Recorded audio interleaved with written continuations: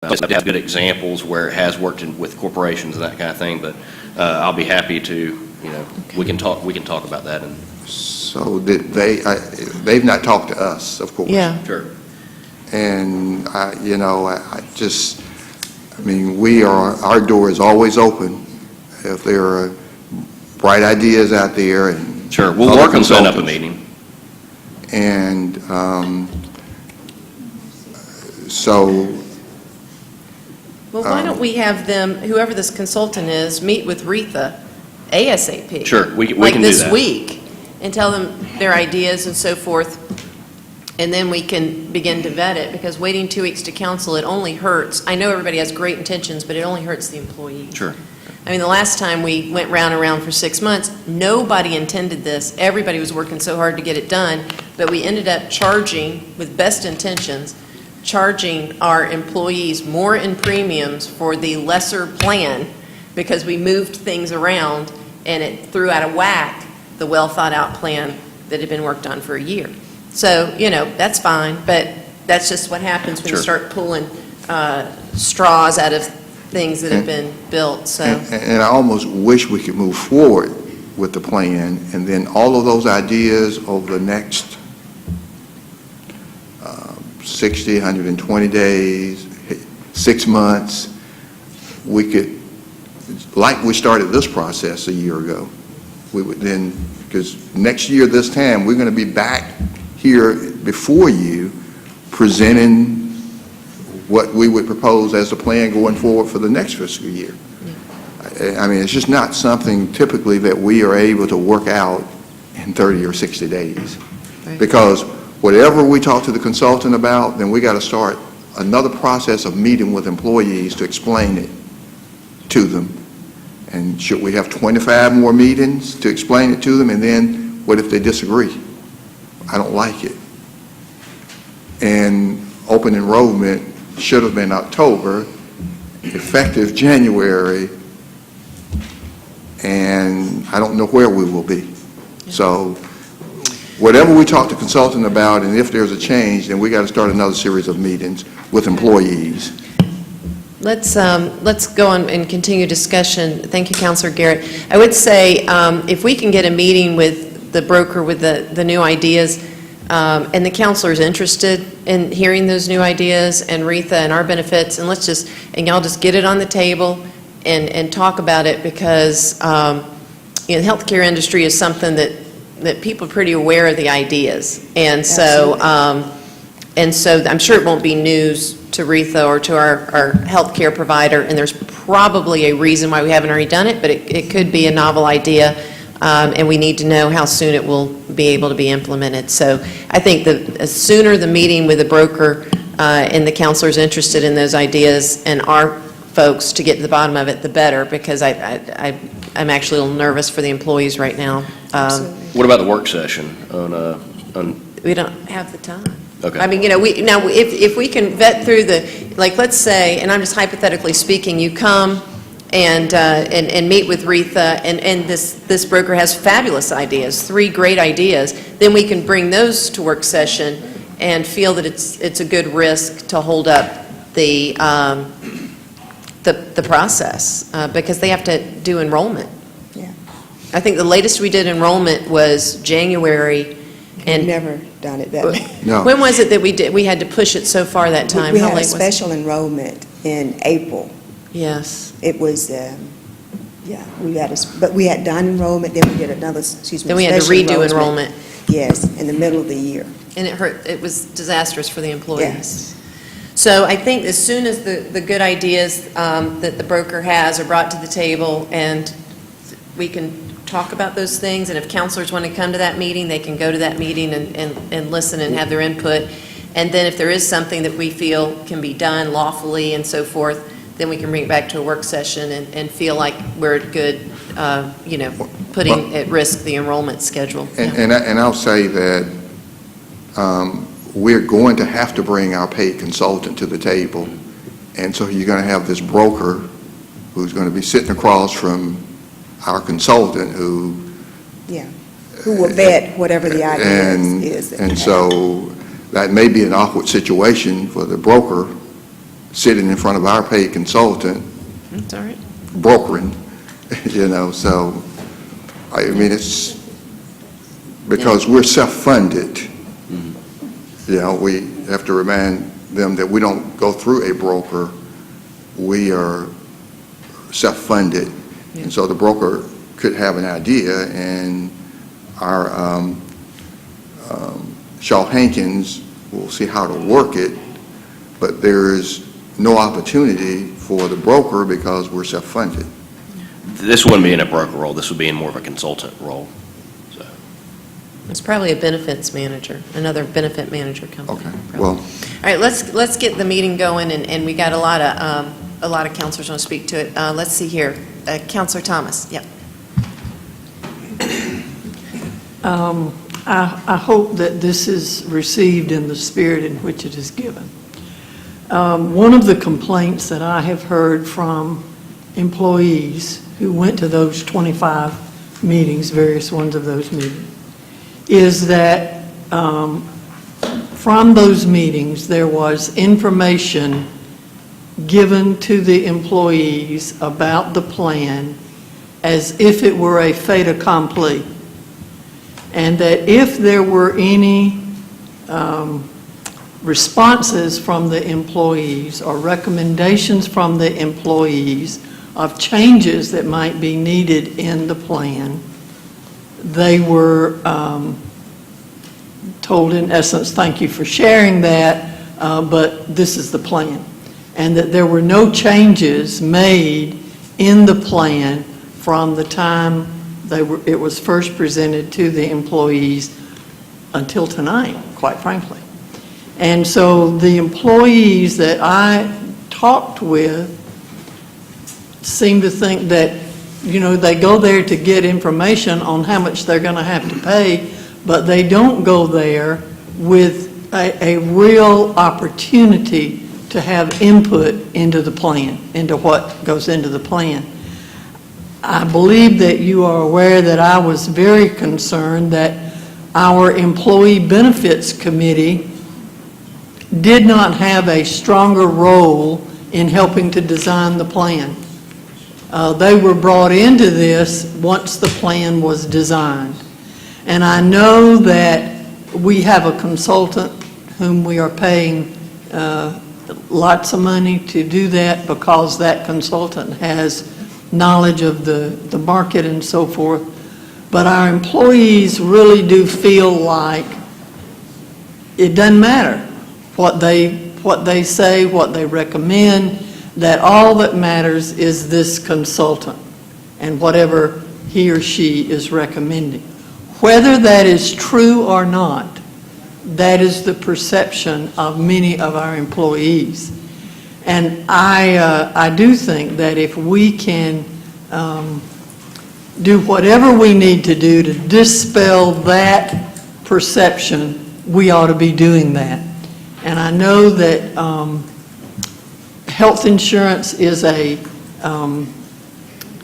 very specialized field, and that some of the things that are in the health insurance field and some of the practices and so forth are very different than what they were 5 years ago or 10 years ago or whatever.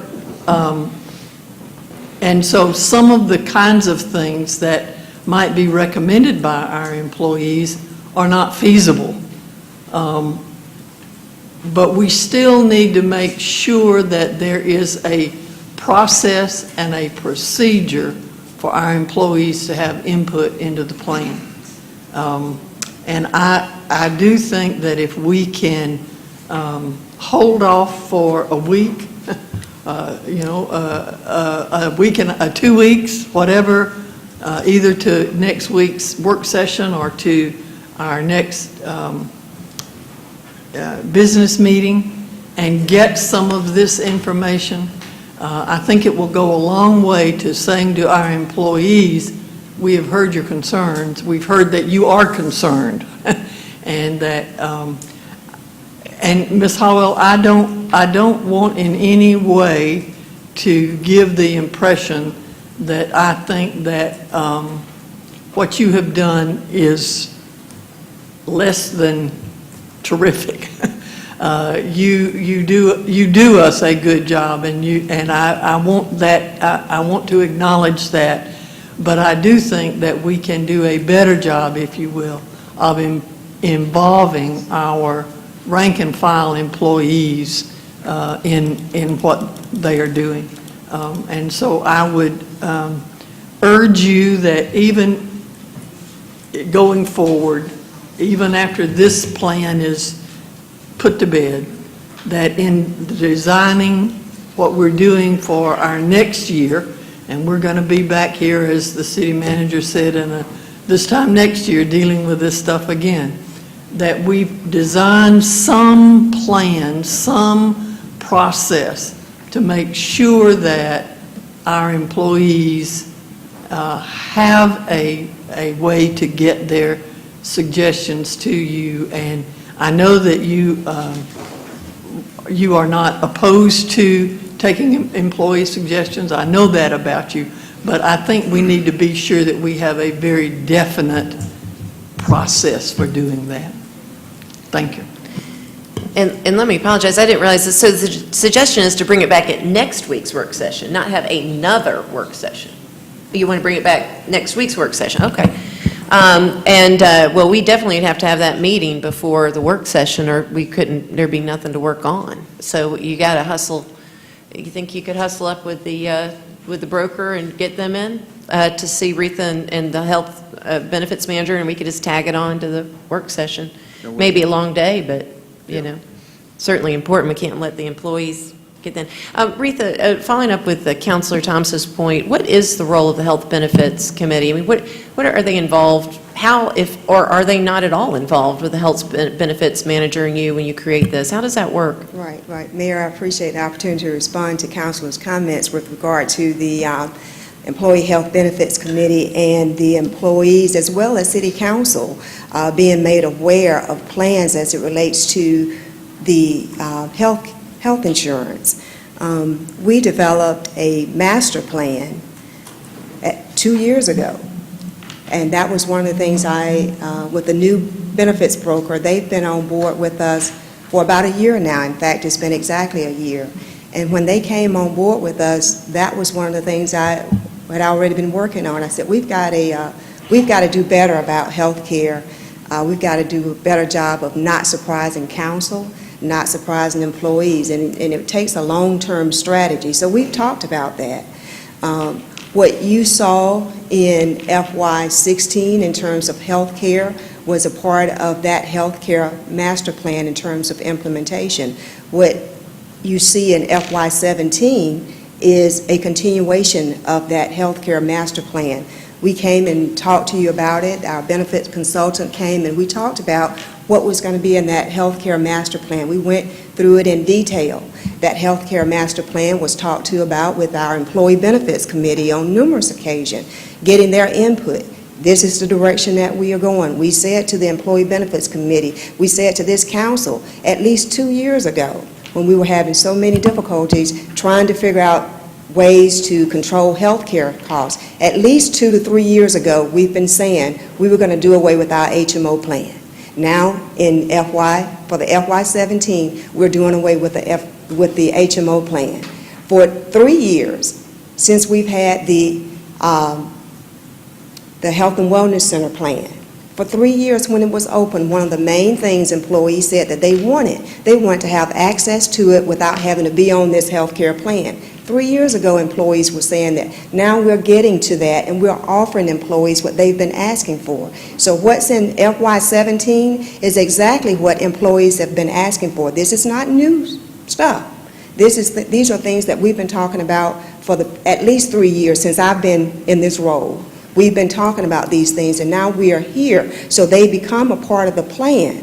So we briefed the Employee Benefits Committee. They were here last week when we did a presentation on health care. The Employee Benefits Committee, the chair was here, and several of our committee members, and they were available. I acknowledged their presence here so that they could speak. They were not called on to present or share information with you, but like I said, we've had 25 meetings, and I've been at those meetings with those employees. I've been the primary presenter. So I know what the employees have been saying to me. And the meetings have been, yes, informational meetings, because we've been sharing information to make sure that they knew what was in the plan, give us your feedback, give us your input. Very few meetings, other than the very initial meeting we had with the police department, the meetings have been information. That's what's been requested. I've not had anyone say, oh, I don't like this. I don't like this, I don't like what you're doing, I don't like this plan. It's been, let me understand what is being presented. Nobody likes the fact that the premiums are increases. We already knew that. Nobody liked that. But after we get past what the premium increases is going to be, then let's talk about what's in the plan and how it's going to work. Those have been the kinds of conversations that I've had with employees and the pre-65 retirees. I've not had employees say to me, oh no, why are you doing away with the HMO plan? Why are you now opening up the Health and Wellness Center so that I can go to it and I can still keep my doctor and go to my doctor and I can go to the Health and Wellness Center for free at no cost? So those are the things that were asked, and that's what's in this FY17 proposal. That's what we're presenting. So those are the employees that 500 or so employees that I've talked to, and that's the information that I presented here at council. I haven't presented something that we weren't asked to consider and review. And yes, our benefit consultants had vetted all of those ideas. And I think what's being presented is the best plan for our employees. And it's moving us in the direction that we need to go in terms of a long-term strategy. We're going, I believe, very firmly that we are going in the right direction. And I'm more than happy to, Councilor Walker, hear any new ideas that you have. And I will hear them. They'll need to be vetted by our benefit consultant. It does take a minute to change things. If we decide, I don't know if we're going to change the plan design in some way, we've got to determine what the cost impact of that's going to be. And that takes a minute because we've got to talk to Blue Cross Blue Shield. We may have to talk to our pharmacy benefit manager. So those things do take a while to vet through. But thankfully, we do have a benefit consultant that is very, very capable and will be able to work through those ideas for us. Okay. All right, we have Councilor Woodson. Rita, thank you very much for your time and your patience and understanding. Please don't take it personal because Absolutely. Even when they met with us, they complimented you completely, on the hard work that you do. And yes, I had the same, discussions about that it was just kind of like informational and stuff. But I wanted to ask you something that they made a point. And I think I have the stuff in my car. When we leave here, I can give it to you. You can look at it and call them. That'd be helpful. But one thing I want to ask you, our benefit council, do they tell you of any other programs that are out there, or do they just give you a set program? This is what's going to cost for medical, this is going to cost for hospital, this is going to cost for that. Does a consultant does that, or do they tell you of things that other community are doing that's working? A combination of that, absolutely. Number one, I have to research myself so that I have a clue, and I'm doing research on my own. Obviously, the consultant is doing the same thing. So yes, they're vetting ideas with us. We're the lead here. We're in charge because we're the payer. So we're we're giving the consultant ideas, thoughts. This is what we're thinking we want to do for our plan, and obviously, we have a budget. And the consultant is saying, yes, these are some of the things that we're doing in other communities. These are some of the things that will work. These are some of the ideas that you might want to consider. So that's a continuing, ongoing process, not just one time a year when we're looking at health care, but that's a continuous process as things come about. We're talking through and we're vetting through those things continuously. Let me ask you two questions that caught my attention in discussion we had. Did our benefit consultant talk to you about MD online? We where a haven't. person I'm familiar with MD online. a company can sign up. Mm-hmm. And I don't know all the details. I'll give you the stuff and you can look at it. But that interests me completely. Where Are you the talking about person, telemedicine or teledoc? I don't know if that's what it's called. Is that it? Pretty much what it is, It's yeah. like Okay. that, And yeah. Okay. it is where healthcare is going right now. You're exactly right. Well, And can I Go ahead, finish? go ahead. And I don't want to go into debate. I'm just giving you when I met with them, some of the information that gave me that interests me, and I had a note and forgot all about it because I was going to ask you about that. Absolutely. And they did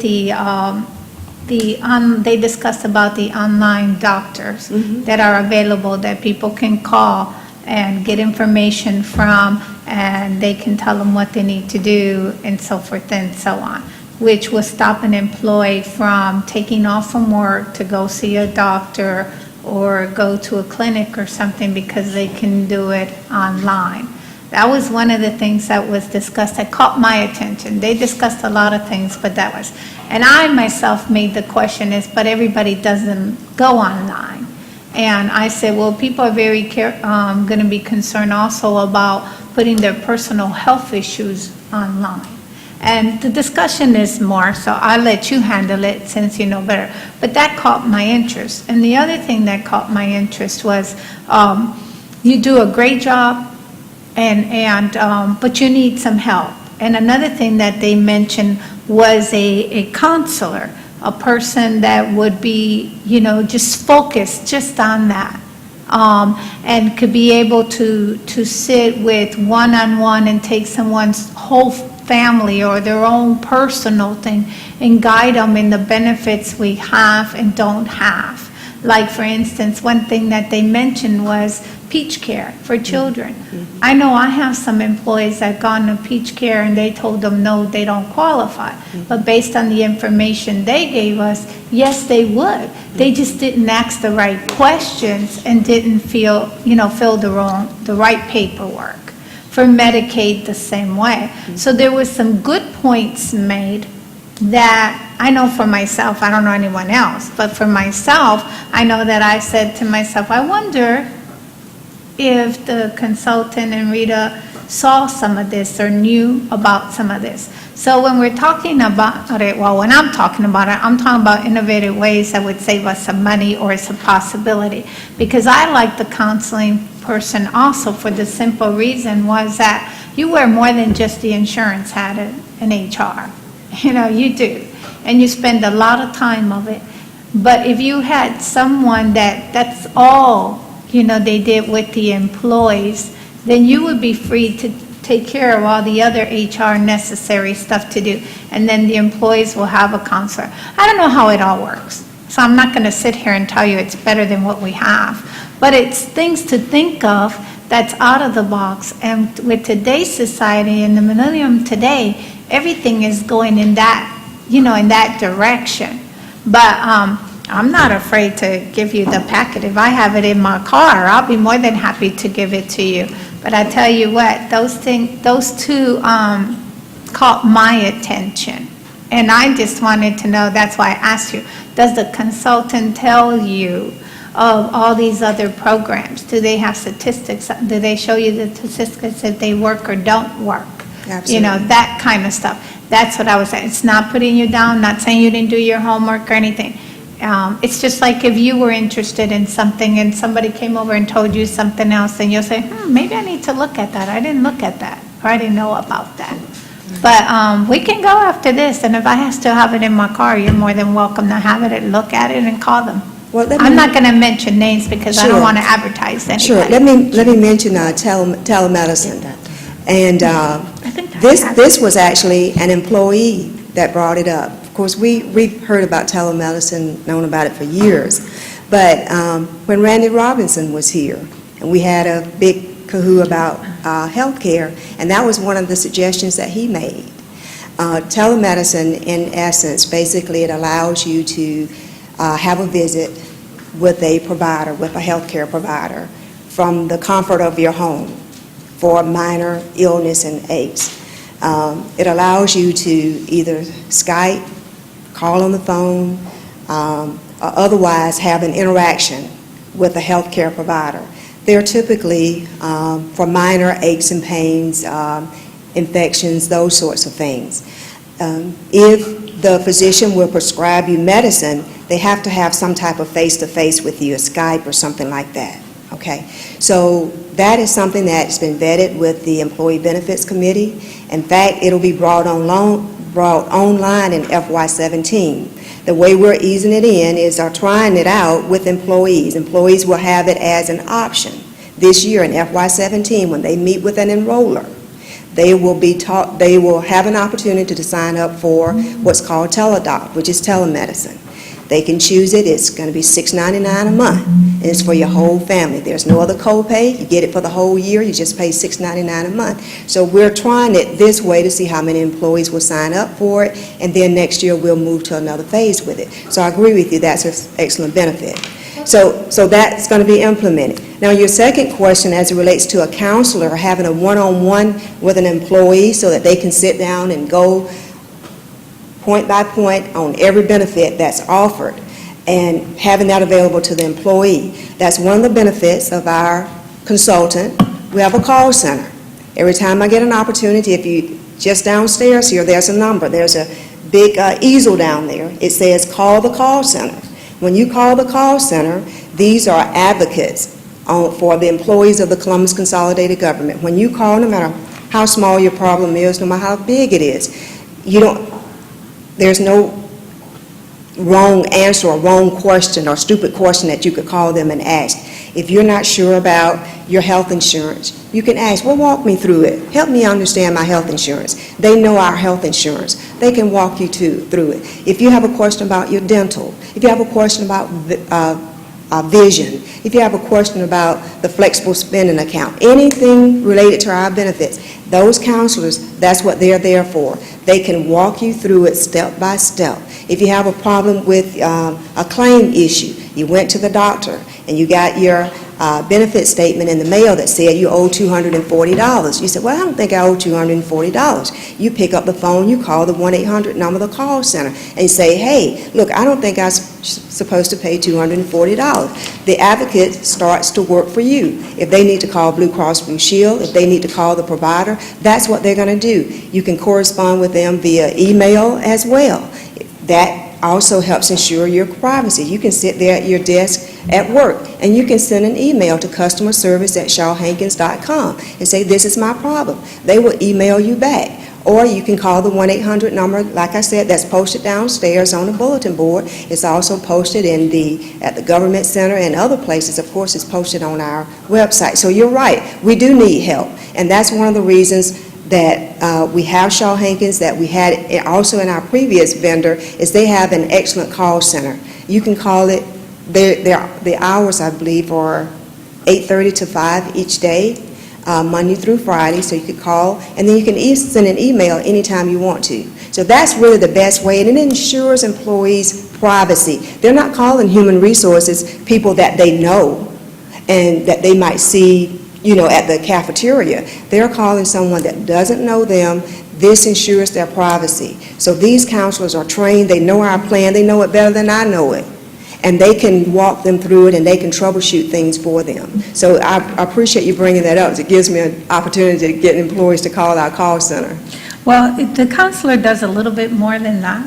I mean, it does what you're saying, but my understanding on it, and you can get more information, they'll do more than that. Because they'll be able to tell if someone actually qualifies for Medicare or Peach Care so that they won't have to be on our insurance policy. Sure. So they do a little, well, I don't know if they do, but that was part of the presentation, that one counselor one-on-one would also tell them, why are you under this insurance policy when you qualify for this? And then one of my response was, a lot of people look at Peach Care like it's for low-income people only. They look at people, if they're on Medicare, they turn their face around a little bit because it seems like a negative word. And he said, that's the perception people get, but it's for everyone. If someone, and people can qualify even making $50,000 a year. And that was very surprising to me. And that's what caused, my interest on it. And I wish that before I asked you that question and in the future, if y'all gonna experiment, with the program, then let us know. Because then if you let us know, then when someone comes and talks to us, we can say, you know what, thank you for that information. That tells me our staff is right on point because they are going to experiment with that program. You see what I'm saying? Absolutely. Sometimes we forget those little details that can be very important, because I bet you that our employees watching us and people out there didn't know, except that handful of people that are going to try it, of that MD, because I've never heard of it. And the way it was presented, they work with the 3 hospitals here in Columbus, Georgia. So that was very interesting too. But I'm not going to take more time because I'm not an expert. I'm just telling you what I found interested in it. And like I said, when we leave here, we can check, and if I still have it in my car, I'll give it to you. If not tomorrow, you can just come to my employer and I'll give it to you, because they are that. But I appreciate you telling us that we are going to do an experiment on it. But next time, can we have it before we question you on it? Sure. And that would seem better. But please don't feel like we don't think you're doing your job. Because it's Absolutely. not. Absolutely. It's just like I told you before. If you get ready to buy a house and you're all excited and you're ready to go put that signature on there, and then your cousin comes and tell you, Rita, before you do that, did you know about this? Then Rita's going to stop and question it to see if she's doing buying the right house, okay? So that's what we're doing. We're not questioning your work ethics or what you've done. We're just saying extra information came and we just want to make sure. Are we getting, everything we need for the amount of dollars we're paying? Absolutely. Thank you. Does the counselor, do they advise on Medicare eligibility and Peach State eligibility? Can you ask about that? Yes. Then make a yes, presentation maybe at the work absolutely. session? Yes, they will be able to Because provide I information. know we have pre-retiree public safety, and the only reason I know that, I know some folks who have called the counselors because that pre-retiree public safety issue is such a big one, and they've Right. called and been advised Yes. of some things, because there are Absolutely. some things related to Medicare that might help them, and so I'm not familiar with the story about Peach State, Peach Care, Yeah. but if they could talk about what they do related to Peach Care referrals and that type of thing. But next we have Counselor Skip Henderson. Counselor Henderson. Thank you, Mayor. And I'm going to try not to plowed ground. But, Rita, y'all do a good job. And this issue of communicating employee benefits, and the challenge of it, that's not unique, not only to our consolidated government, but to any organization. And, I think what's indicative is that we're excited about the turnout for the meetings, and we talk to about 16% of our employees. 500 people out of 3,000 employees, we're looking at less than 20%. So, and that's not on us, frankly. I don't think that, I can't place that fault with our folks putting out the information. That's the nature of healthcare. It's confusing. People don't want to go sit and listen to it. They almost would rather hear it from somebody else that they trust in their department. I'm intrigued by what these guys presented to us. Frankly, I'm not pushing that company. Matter of fact, I would not do that because I think we get a few more competitors in there and it'll sharpen everybody's pencil. But what I was intrigued by is, as Councilor Woodson alluded to, and she caught more of it than I did because I'm not going to try to get into the weeds. I'm just going to tell you that they talked about innovative ways to address not just today's cost. And what I got out of it, and Councilor Baker and I were having a sidebar, is this is a way to combat future costs as we go forward, because historically healthcare, and we've talked about it around this table, you've got two ways to mitigate your cost. It's either adjust the benefits or it's raise the premium, and the only wild card that's been introduced effectively in the last 10 years, to my knowledge, is the wellness programs, and that's to try to create a healthier workforce so they don't have the chronic and the catastrophic claims. Other than that, raise the premiums or weaken the benefits. Where I feel like we are right now. We're going to have to get some numbers from our finance department because, not criticizing anybody, I think the folks that took the initiative to look for alternatives did an amazing job. But as often happens, we start doing that because the communication process ended up informing everybody when we were just about to close the barn door. And for us to delay the enrollment, now, sure, we could put off enrollment for another 6 months to a year. We can. Our issue is it's going to cost us. There's a financial impact for delaying the implementation of the new cost. That concerns me. I absolutely think that we need to have this meeting. If we do hear something that we can implement quicker that may help us supplement some of the costs, I think that's amazing. But I would want to know when we bring this back, what's the impact of delaying this for 6 months and for a year from a financial aspect.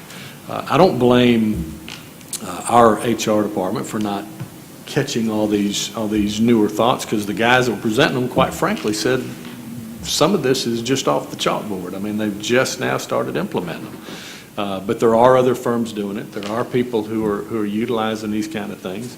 And it certainly warrants discussion. I don't care when it comes up. I mean, if we find a way that we owe it not only to the taxpayers, but we owe it to the folks that are delivering the services to the taxpayers to try to make sure we don't break the bank. It's not so much that the Employee Benefits Committee isn't involved. I think the question as we go forward is, where are they involved? You know, we do paint a picture and we tell them that these are our objectives. This is where we're getting the 70% participation and some of the other numbers we throw out. And those are numbers in their head, and then when it comes down to dollars and cents and money coming out of paychecks, that's when I equate it to when we were redoing Lake Bottom, and that's when the tape went on the trees. Boy, everybody got interested in ball fields then.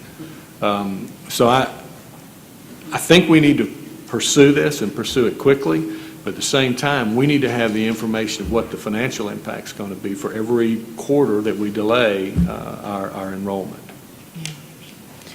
Yeah, that's good. I remember the last time when we delayed that enrollment, it cost us, what, Pam? $1.2 million to delay? Yeah. So, all right, well, let's do it. And, you know, it's a difficult thing because we have a benefits manager that, for all I know, I mean, I hate that there's this presumption that they're not absolutely the cutting edge. I don't know the other consultant, but for all I know, Shaw Hankins is 10 times better than Consultant X. But Consultant X was able to sell some ideas. So let's bring them here, get them to the table, see, you know, if these are original ideas that nobody else has, and if we can implement and save some money, how quickly we can implement them. But I would think a meeting with you, Shaw Hankins, the counselors that are interested, and Clifton can advise if all of them can meet as one, as long as they're not making decisions. I think they might be able to all be there to listen. But you'll have to advise on how many counselors can meet. And hear that initial, because I think that will be very helpful. Yes. We've done this a couple of times before, and I've been called in, so I know what it's like. I, think, wow, I, heard a great idea of a consultant, and then just to come in and find out that there were other issues, like the one that wanted us to change the way we did, I can't remember what it was, OPEP? Yes. And we had already done it to the maximum amount of the law, Yes. that the law allowed. So it was a great idea that we had already taken advantage of 4 years earlier. Right. But nevertheless, we can go through that, and then let's get it on the agenda for work session next Tuesday, and just go through all of their ideas and talk about whether that can be adopted, why not. Absolutely. Let's walk right through it. Okay. Counselor Woodson. Rita, please, I don't want Shaw Hankins or whatever his name is to think I'm saying. It's a he's- company, yeah. I don't want them to think that I'm saying they're not a good company and they're not, giving us what our money's worth. All I'm saying is we're part-time. We only go by what we hear that's given to us. If they made these suggestions to you, we don't know that. So when we hear it off the street, we're going to question it. Doesn't mean that it's a terrible company. I'm just asking, did they tell you? And based on our conversation today, I'm very happy to hear that they did tell you. Because you just told me that, unless I heard you wrong, you just told me you guys are going to try it for 6 months. So, but I don't want that company to think that we don't think they're professionals or they know what they're talking about. That's not it. It's just something else was brought into our attention. We weren't aware that you knew about it or that any of the staff members knew about it. We are not aware of how the counseling call line is. We're just going by something we hear that we think will save us some money and thought it was a good idea. Sure. Okay, so I don't want him or you or the mayor or anybody to think that we're, think this is a terrible company or they didn't give us the information. It's exactly it, the lack of communication. We didn't know until this evening when we brought up the question. And I appreciate that that tells me something. You're not taking it personal. And you found out that we found out some information and you're already doing it. Sure. That goes to say that you are watching for the well-being of our employees. Because, okay, maybe everybody didn't know you were already working on it. They didn't know you had a trial group. But the thing is, tonight, everybody knows. Okay, so I want to leave that because I don't want this company to think that we're misjudging them. No, we're just bringing up ideas. And that's what it's all about. Okay. Thank you. All right, we've got, back with Counselor Henderson. Yeah, this will be quick, Mayor. I just, and it's probably just me and my skewed perception of things, but I just want to make sure the employees that took it upon themselves to try to identify other ways of doing this kind of deal, understand that we are going to look at this with an open mind, because I keep hearing, and I know it's unintentional and we don't mean it the way it sounds, but I keep hearing people talk about, well, typically this isn't quite what it looks like when it's presented, and our guy really knows about it and is doing a better job. And I know that to some of them, they may perceive that as that we are not embracing the opportunity to look at alternatives. And that's the furthest thing from the truth. I know it is for this council, and I feel very confident it is for the administration. So the challenge is making sure it's either logistically possible or financially possible. It may not be for this particular fiscal year, but it's absolutely something that we need to be exploring. I think we ought to all embrace the opportunity to do it. Great. Thank you. We've got Mayor Pro Tem. And also, as elected officials, if an employee gives us some information or wants us to check on something, we shouldn't wait until a council meeting to give it to the staff. Okay. We should, as soon as we get it, we need to pass it on. Yeah, Counselor Baker, I'm sorry. It looks like No. you were recognized and somehow I skipped over you. That's all right. I apologize. Is Mayor Pro Tem finished? Yeah. Thank you. Sorry. And I too, healthcare is just something that we're all trying to get our arms around, so we're all open to new ideas and innovative ideas. I just think we do need to be careful in this instance, though, because there could be components here that require RFP timelines. You could have cost analysis timelines, cost comparative timelines. There's a lot here, and to do it by 37 days when open enrollment starts, I think there's a practical issue there. Prospectively going forward, I think those are things we have to look at. Can we do it by open enrollment? In my opinion, logistically, that's doubtful. But there could be components that we could integrate during the year. We may not have to do it on a wholesale plan design up front. So it doesn't mean that everything's excluded. But, and I think there are Affordable Care Act notification timelines. There are a lot of things in play here to do in the next 37 days, and I think you have to be realistic as to what we can accomplish, because we don't want to do it the wrong way either. So, again, I'm always open to the ideas. I think they're worth exploring, but we need to take a practical standpoint, too, about what we're up against to get our employees' coverage in place and in a timely manner for open enrollment. I really don't like to see that delayed if possible. Thank you. Okay. Counselor Thomas. Mr. City Manager, I would request that as you are looking at the agenda for next week's work session, as history will tell us that when we talk about health insurance, we talk and talk and talk and talk and talk about health insurance a long time. And so I would request that you take a look at the agenda for the work session next week. And if there's something that we can postpone until another date, let's try to do that so that we, I happen to be free all day next Tuesday, but I know some of these folks aren't. So let's see if we can adjust if necessary. It may not be necessary, but you're a better judge of that than I. Well, and we had already actually set the work session agenda, and we anticipated it being a long agenda because we've got TNR, the cats, we've got the occupational tax. We had Senator Emmanuel Jones to come and talk about occupational tax, and that's likely going to be lengthy. And then you asked us to come and talk about the Department of Justice based on some comments that were made here at a previous meeting.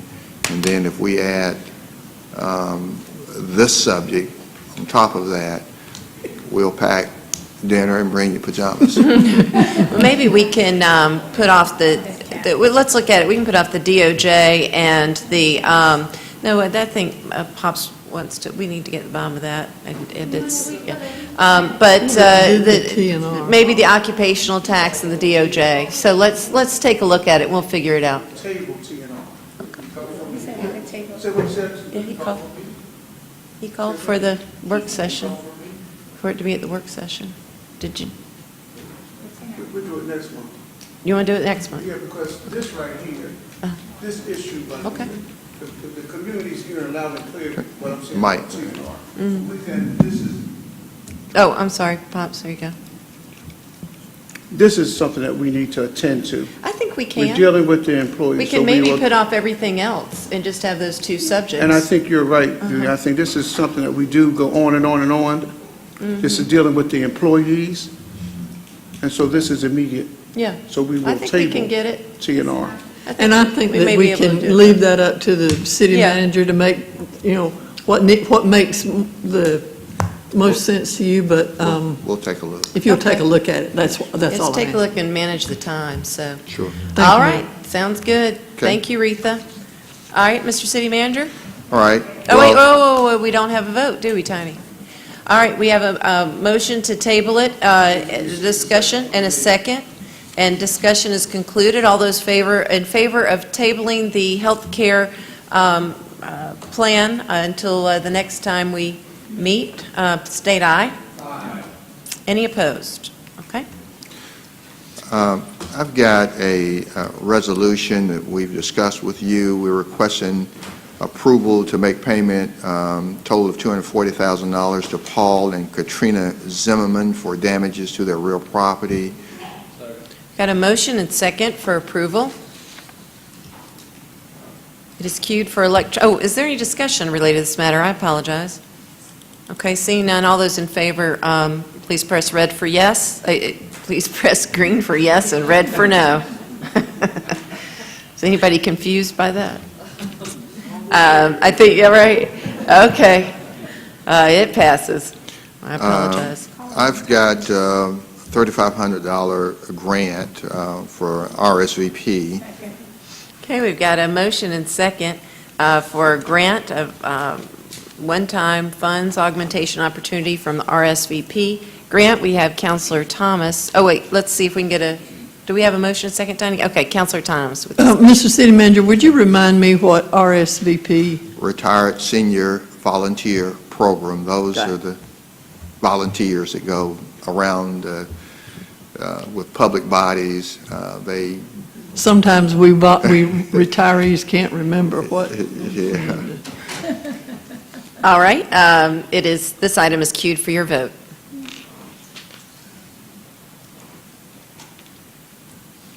All right, and it does pass. Okay, on purchases, I'm delaying landfill gas development partner.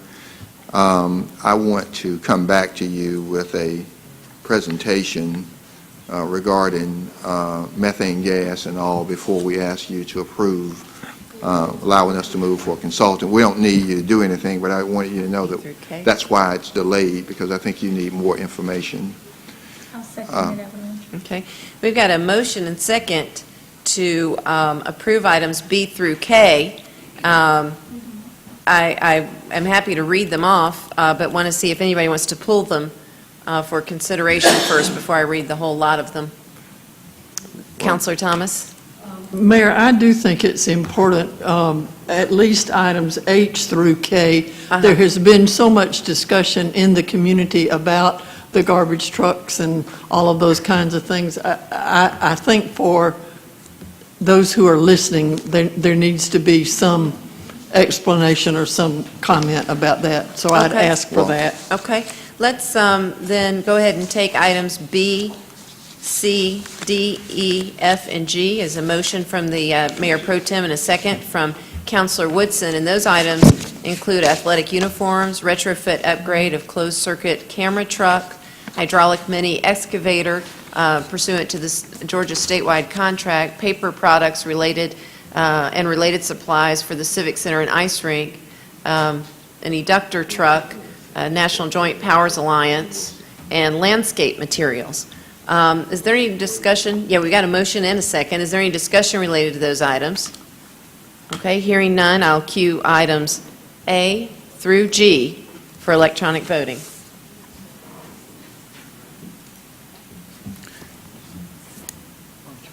And it passes.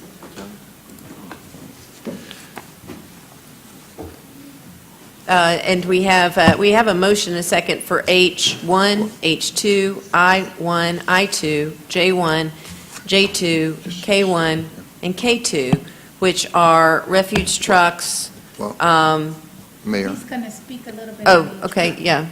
let me All right. just explain, and then if you've got questions, Sure. We will allow our finance director, Angelica, to talk. But, of course, you know, we've had lengthy discussions during the budget process about the need for garbage trucks and other equipment related to landfill and collecting items on the street. And I'm just going to go through these rather quickly, and then if there are questions, we can answer them. But typically, we've got a chassis that goes with the truck and a body that goes with the garbage truck that are separate, and then they put the truck basically together. You may or may not know that. But H1, you would be approving 29 refuse truck chassis, and those 29 chassis would cost $4.5 million, or $157,511 apiece. And so item H2 would be the GMA lease financing that we would need to pay for those 29 chassis. In other words, we're going through GMA. You know, you approved a $2 garbage fee increase. Well, that money will be collected over the first year. We will collect a little over $100,000. Is it? $1.3 million, but about $100,000 a month. Now, our first payment is not due for 1 year, the payment to GMA lease. And so we're collecting monies, and by the time the first payment is due 1 year from now, we would have $1.3 million to make that payment. And of course, when you take the old trucks, and I'm going to talk, that was just a chassis, but obviously when you replace 29 old trucks with new trucks, we're not spending millions on parts and repairs. Of course, those vehicles will start to wear, and we'll start to rotate them in and out during the process. But H1 and H2 would be the chassis and then the financing of the chassis. And then when we get to I1 and I2, I1 would be the truck bodies, the refuse truck bodies that go on the chassis.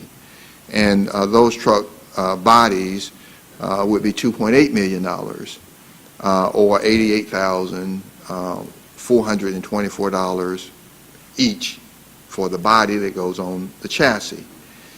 I2 would be, of course, the GMA lease that we are going to pay for that. And so those would be 29 garbage trucks, chassis and body, and then the funding through GMA to pay for that, and first payment is due 1 year from now. But we are already collecting, and I know that we've had submissions through the waterworks for those collections, over $100,000 a month, if you will. Then we get to J1 and J2.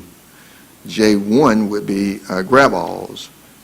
We are asking your approval for 2 grab-all trucks. And these vehicles are used to pick up large items that are put out on the curb by citizens. And of course, we'd be replacing the old grab-all trucks. The 2 grab-all trucks would be $249,298 total, or $124,649 each. J2 would be the lease through GMA to pay for the grab-alls. And then K1 would be the D6 waste handler or bulldozer, and these are Yancey Brothers, it's from Yancey Brothers Company. A bulldozer is very expensive, $411,562. And so this equipment, of course, the bulldozer is used for daily operations at Pine Grove landfill, at the various landfills, all of the landfills, Granite Bluff and so forth. The K2 would be the GMA lease monies, $411,000, to pay for the bulldozer. And so we've got garbage trucks, 29 of them, we've got 2 grab-alls, and we've got a bulldozer. And money is being collected through the $2 a month garbage fee that was approved. And as Councilor Henderson made note of, you'll be replacing the old trucks that we've talked about a lot with these new trucks, and service will be more dependable, more reliable, and we will overall be more efficient, because those old trucks, I think you heard staff when they came, those diesel trucks are probably getting 2 miles to the gallon, and you got a more efficient truck, and you're not buying the parts, and so we will be more efficient. That's what this is all about, and if there are further questions, I'll yield to the finance director to answer those for you. Okay, we have Councilor Thomas. Mr. City Manager, I just want to make sure that that I understand the terminology. We are going to purchase all of these vehicles that you have outlined, and when you say we use the GMA lease, is that similar to a loan from GMA? I mean, we're not leasing anything, is that correct? We're purchasing everything? Mayor. Oh, I'm sorry. Angelica, yes. Okay, good evening. Yes, ma'am, it is a lease purchase agreement that we would enter into with GMA. So we would own the vehicles after the purchase agreement has expired, which it's a 7-year term. So we'll own the vehicles after the 7 years are up. Okay. Okay, we had talked about at one point leasing, and I have leased an automobile in the past, and whenever I got through it, I gave it back to them. And are we doing that sort of, I mean, is that what we're doing here? No, we're not giving the vehicles, we're not returning the vehicles to the vendors once the agreement has expired with, it's basically a loan, like you stated. Okay. I just want to make sure when we say GMA lease, in my mind, that means a loan. Yes, Is that ma'am. right? Got it. Thank you. All right. Let's see, Councilor Baker. Councilor Thomas, a capital lease versus an operating lease is the difference. So you've been an accountant when you leave here, and you can go tell them, you can go to people that ask, you can tell them. If it's a capital lease, we own it. It's an operating lease, you turn it back in. Right. Yeah. So there you go. You're welcome. Learn something new. All right. That concludes discussion. It has been properly motioned and seconded. And so this item is queued for voting. These items are queued for voting. All right, and the items do pass. I've got two updates tonight. The first is an update on the once-a-week garbage collection. We just talked about the new trucks we're going to get, and we talked about the garbage fee. Director Pat Biegler became ill, or she had some health things and could not be here tonight. And so we have Mr. Ron Smith, who's the Assistant Director of Public Works, who's going to update us.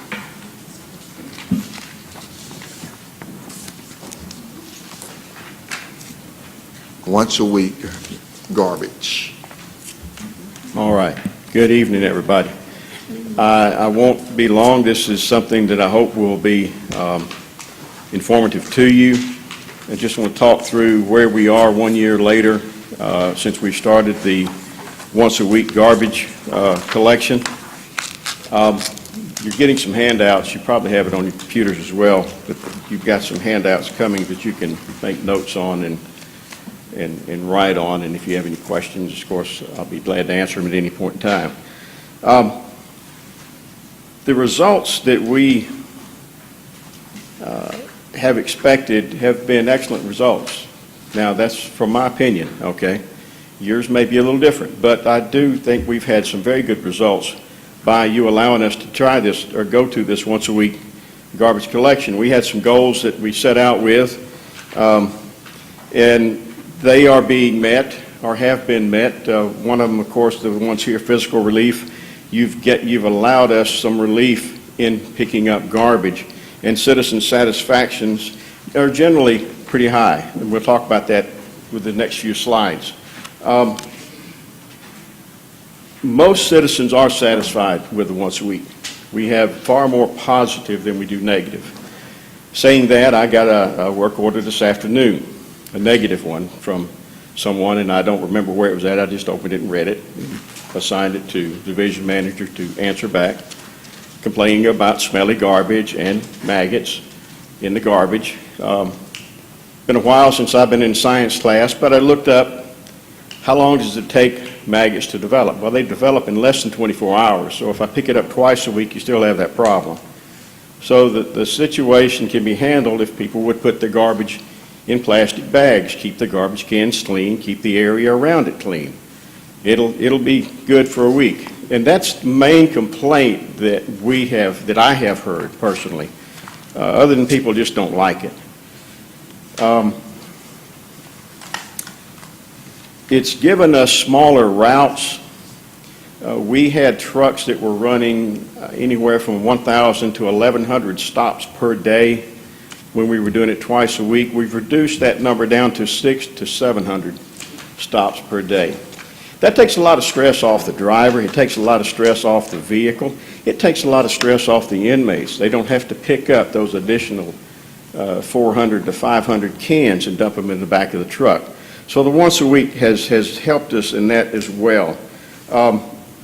It's allowed us, and I've got it here, reduce the need for 3 trucks and drivers. What we did is we moved 3 trucks and drivers from garbage collection to recycling, because recycling was really, really hurting. Because recycling is increasing, which is a good thing, and we'll talk about that in just a second. But it did reduce the stress on the workers, on the trucks, and it gives us a little more time, and we make mistakes, but it gives us a little more time to make sure that we don't dump cans in the middle of the road, and we have been guilty of that in the past. So with this additional time that we have, we can be a little more careful with what we're doing. We have some implementation issues. The major ones right here, we're going to talk through in just a second. Of course, citizens leaving garbage cans on the street all week, and I noticed that about the first month, actually about the first week after we started. It got to be a concern to me. And increased garbage in the recycling carts. We're taking some corrective actions. The citizens leaving their cans on the street all week, we're approaching that with education and enforcement. I have a person that's on light duty that can't drive a garbage truck right now, but he can drive a pickup truck. So we put him in a pickup truck and give him door hangers and stickers, and he rides the neighborhoods, and if he sees cans that are out when they should not be out, he knocks on the door, tries to get the citizens' attention. If he can't do that, he'll leave a hanger, and he'll write on the bottom of the door hanger what the issue is, what the problem is. I don't understand why, if, they drug it out twice a week, now they're only picking it up once a week, why they can't drag it back, but that's just me. But that's what we're doing as far as trying to take care of that. The next thing is the increased garbage in the recycling carts. We're approaching that the same way with education and public relations. I've got Mike King working on 3 or 4 spots for me, and I asked him to do 3 or 4 spots that I could run on CCG TV as well as commercial TV that said the same thing but looked totally different so that people would not glaze over when they see it. And what we're going to do is we're going to focus on what is recyclable, not what's not recyclable. These bottles and these cans up here are good recyclable things. Paper cups are not. Styrofoam is not. Those kind of things. But we want to tell people what you can put in there and get that educational word out to them so that they can help us out. I think people are putting the garbage in there not to be malicious. I think they're just saying, okay, hey, I've got a 95-gallon can or a 35-gallon or a 65-gallon can here, and I got a 32-gallon trash can.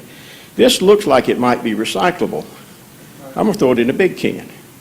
Well, sometimes we can handle it, sometimes we can't. If there's no market for it, it's not recyclable. So that's the way we're trying to handle that. Now, as you see some of the percentages there of the trash that it's increasing, and it has increased over the years. This is not unique to Columbus. There is a symposium that I saw advertisement come through, and I don't remember if it was Sawana or Recycling Coalition, that they are going to get together and talk about this very topic, increased trash in the recycling. So it's happening all over the country where people are recycling. It's not new, apparently. We're trying to deal with it with the things that I've outlined here for you. Let me give you a few facts just briefly about how the recycling is going. You see in FY13, we were recycling a little over 2,000 tons. Well, in FY16, we recycled over 16,000 tons. That's an 8-fold increase. The percentage of recycling diverted from the garbage, you see there, it's jumped from it's going up from 3.47 to 7.24. Not where we want to be, but we're getting there. And to be honest, the increase in recycling has been helped by the once-a-week garbage pickup. Because go back to the big can and the little can. If I've got something that I'm not sure about, it looks like it might be recyclable that I would normally throw in the trash, well, that's a small can. I'm going to throw it in the big can. So we're getting more recycling.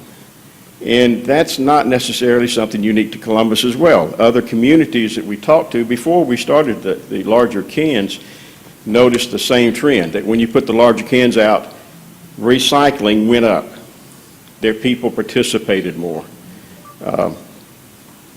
And we have put out over 6,700 carts this year. We have close to 23,000 and some change out there on the streets right now. We get work orders daily. I called down to the sanitation office before I came, and they had 100 work orders laying on the desk. And we try to take a Wednesday and get people to come in and put these cans out. And we'll put out anywhere from 100 to 120 a week. So the people are continuing to call, and we're continuing to provide the cans. Some more recycling facts. Looking at revenues, the gross revenue from from FY13 to FY16 has jumped. But I want you to notice also that the average income per ton of the commodities that we're being paid for has come down.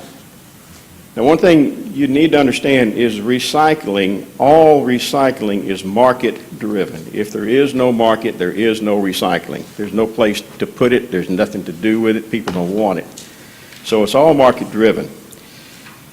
When we got into this, we were collecting smaller amounts, but we were making a good amount of money. Now we're collecting a lot more as far as our amounts. What we're being paid for it is down simply because the market is down. A lot of that, especially the plastics, are tied to the petroleum prices. Petroleum prices get low, people don't want plastic. Petroleum prices go up, people want plastic. Paper is started back up. I think there's some other commodities that have started back up just recently, just starting to inch back up. So that's happening. Let me talk about the landfill for just a second, just to bring you up to date on that. Some great news about that. In 2012, when Pat came here, we do an annual report to EPD, and our life expectancy of that landfill was a little over 27 years. I sent the report in July to EPD, and our life expectancy is what you see here, 37.8 years. Now, how did that happen? Well, recycling has been a part of that. It's taken things out of the landfill. Also, I've got a landfill manager and assistant manager that know their stuff, and they have changed the way that they do business out there. So a few years back, council allowed us to buy a heavier compactor as well. So we're doing business out there better than we used to. We're figuring out better ways to pack it. So if you look at what we've done here, since 2012 to here, we should have lost 4 years, everything being stagnant. But instead, we've gained a little over 10 years. So in actuality, we've gained about 14, almost 15 years of service in that landfill, which is a good thing, because at some point in time, we're going to have to close the landfill, and it's going to be expensive. So let me talk about that for a second. Well, I'll get there in just a second. But cost avoidance, Pat has briefed you on these numbers before. The talk about the 3 trucks and the 3 drivers that we did not have to hire to put into recycling because we did need those positions. We were able to move them because you allowed us that flexibility with a once-a-week service to do things more efficiently. And we have 15-year additional life in the landfill, which allows us a longer time before we have to close it. Now, why is that important? Well, if you look at a 37-year closure, post-closure, the estimated closure, post-closure cost today is $25 million combined. So if we have 37 years to put aside that money, then we need to put aside that $675,000. But if we only have 22 years to put aside that money, then we have to put aside $1.1 million per year for that. At some point in time, we're going to have to pay the piper. We're going to have to close the landfill. We're going to have to make some decisions somewhere down the line, somebody is, that, is going to be very expensive. So the more that we can keep out of the landfill by recycling, the more that we can do better work in the landfill through compaction and through other means, the longer it's going to last, the more it will give us time to build up to the point where we're going to have to pay the bill. Last thing I want to mention to you, and then I'll answer any questions you got, is the once-a-week garbage service as it relates to the holiday schedule. If you have a holiday during the week, do you know what day your garbage is picked up? Wednesday. Absolutely. That has worked wonders because it doesn't move. We hit on the winner there, okay, because it's not confusing. That has worked great. We get full participation with people when we have a holiday. In fact, we're starting, because there's a holiday coming up, and we're going to be advertising that beginning probably next week. It's going to go on CCG-TV as well as on the commercial stations. And it's just been great. Now, the other thing is, what do we do with Thanksgiving? Because we have 2 holidays there. Well, what we have done is we've basically taken our old route maps, and we've gone back and said, okay, I'm going to pick up everybody's garbage that week and everybody's recycling. So what I'm going to do is I'm going to run Monday and Thursday's routes on Monday, which is what we used to do. And I'm going to run Tuesday and Friday's route on Tuesday. Everyone gets garbage service. Everyone gets recycling service. Now, the drawback to that is we don't pick up yard waste during that week. It's November. There's not much yard waste out there. It doesn't hurt us. If we have to get it, we got the following Wednesday that we would normally be off, we'll get it then. So the once-a-week garbage service, as well as far as the holiday schedule, has been a godsend, really, to the citizens and to us, because it's helped my people, and the citizens know when their stuff is picked up. Any questions? Any questions for Ron? Yes, ma'am. Councilor Barnes. Much a question as a statement made. First of all, I mentioned to the city manager, that was good to have the individual go out. That was a real quick fix to have the individual, because we did have complaints. I had a lot of complaints. Brian knows that I call a lot. But that was a real quick fix. But this is a personal comment that I'm going to give out here now to the city manager and the mayor and all. You know, and I think that the city manager knows how often I interface with special enforcement with some of the issues. The difference between there's a big, huge difference between a manager and a leader. In the military, we have leaders. A manager can know the rules and regulations and go by it.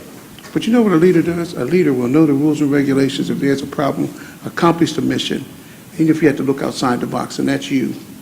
I don't know how many times, Mr. City Manager, and you know how many times I've called you. I walk the streets every day, see things.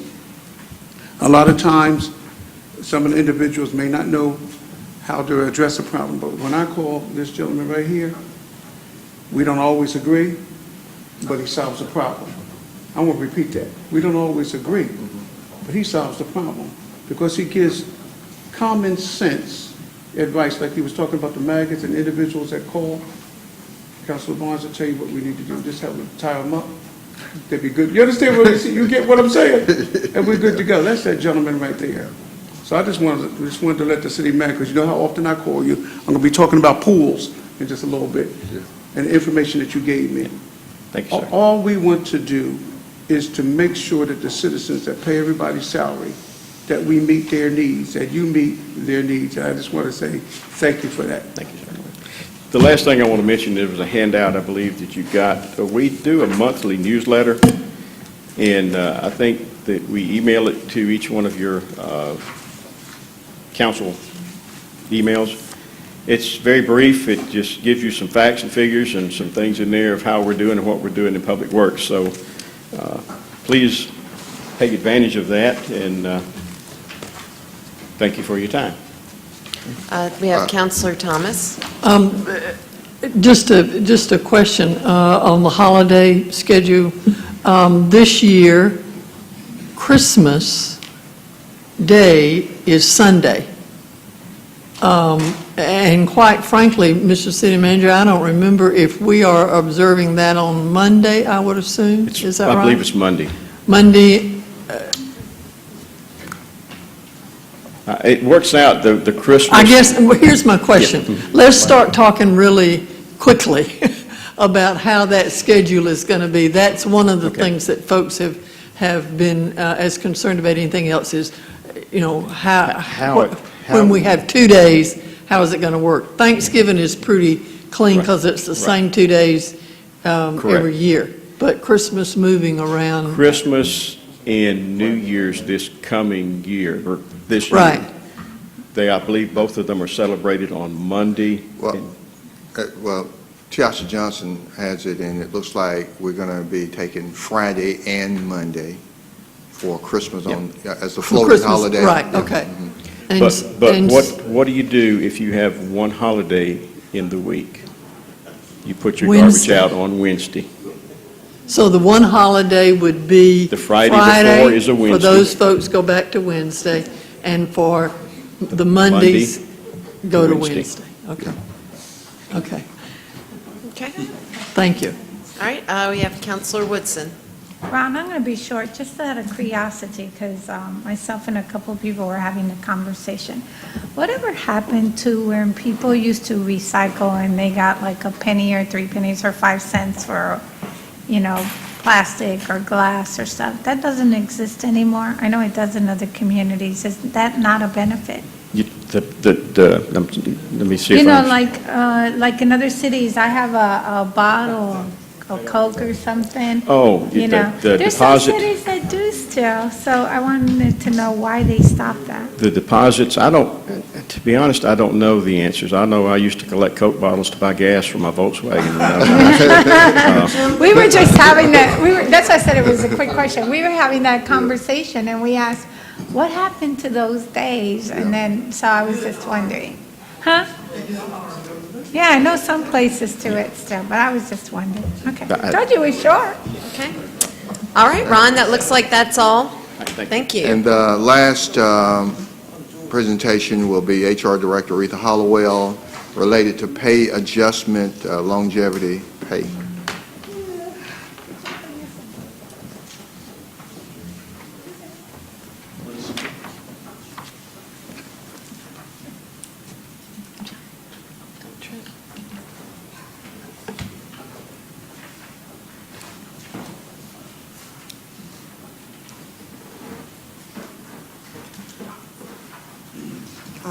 Good evening again, Council. Today I'd like to talk to you or provide you with an update on the UGA pay plan, which was adopted and implemented in 2006. During the past budget session, police pay was addressed in part, and the mayor stated in her budget presentation that administration would come back at a later date and that we would talk about the broader picture of all employee pay. I'm hoping that by providing you an update on the UGA pay plan will be a good place to start our discussion about all employee pay.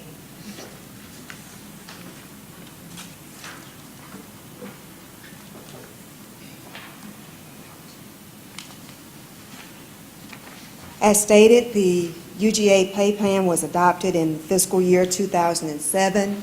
The pay plan includes all job categories for general government, for public safety, and the court system. It does exclude some jobs, including our part-time, temporary, and seasonal jobs, and of course, it excludes positions for elected officials.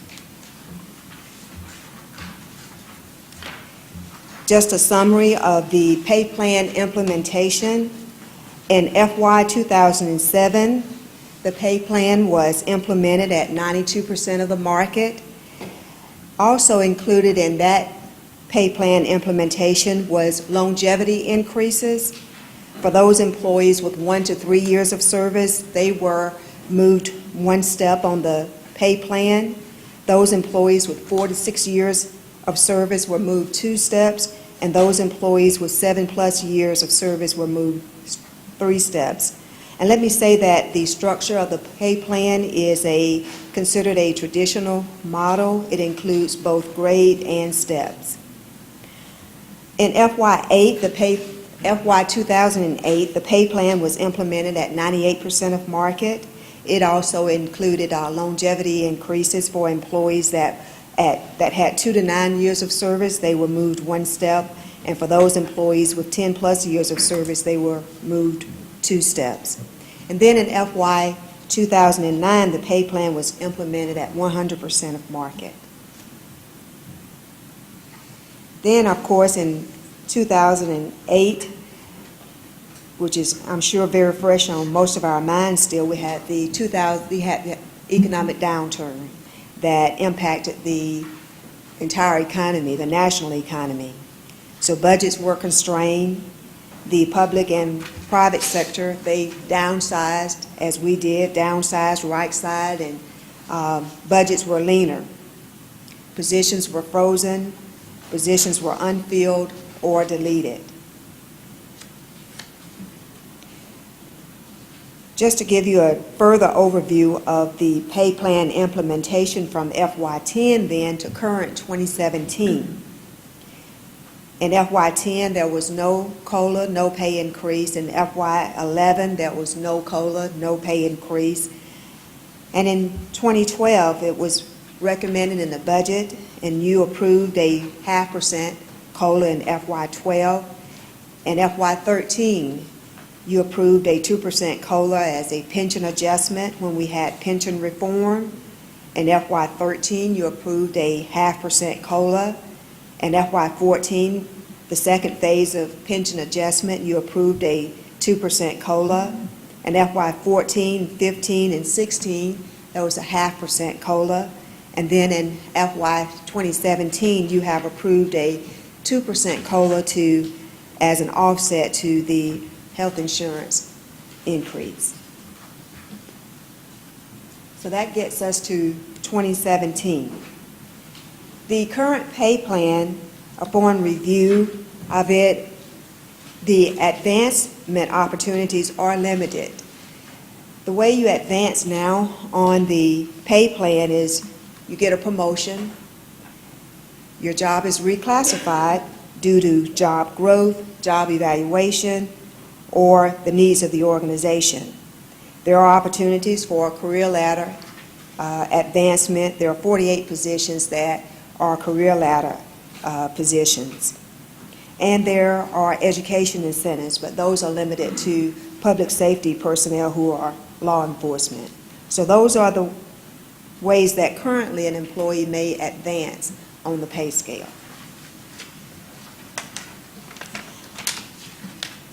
I submit to you that I believe that we need a long-term strategy in terms of administering our current UGA pay plan. The advancement opportunities are limited, and tenured employees remain at entry-level steps. You may have a tenured employee that's been here 5, 6, 7, 8, 9 years, and they're still at the entry level of their pay grade. Newly hired employees will start at that same pay grade. They start at pay grade 10 on July 1, and you've got a tenured employee that's also at pay grade 10 at step 8. So someone that's tenured and been here for 7, 8, 9 years could be making the same thing as Joe Smith that we hired just last week. This is important because it hinges on employee recruitment, retention, employee motivation, and of course, we know that salaries are a huge part of our budget. So there's a good reason to plan for it. And that's what we wanted to talk about and at least explore some options.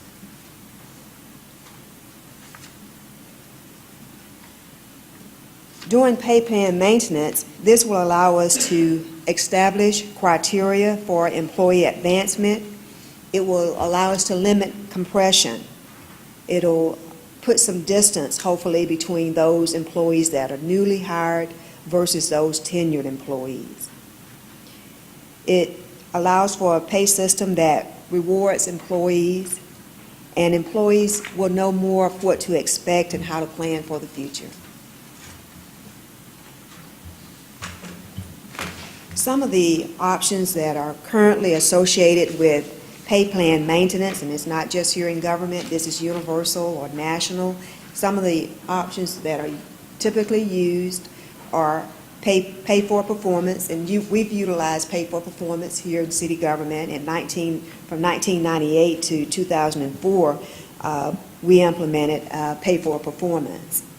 Longevity pay, career ladders, which is something that we utilize here, as well as certification incentives. And then lastly, education incentives, as I mentioned, right now are primarily just for law enforcement.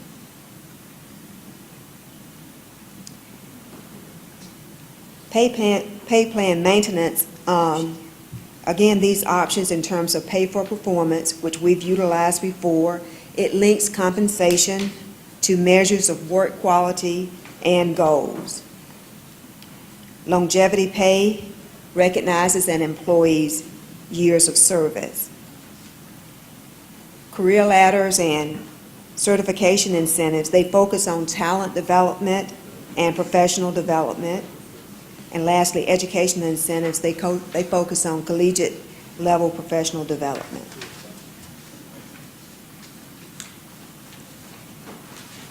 Now, as I said, we've been thinking about this a lot, and we want to share what we've been thinking about with you. In terms of, one of the things I wanted to focus on was longevity pay. I mentioned the other options, pay for performance, career ladder incentives, which we're doing some of, certification incentives, education incentives. All of these are options that we can employ. These are options that we can use.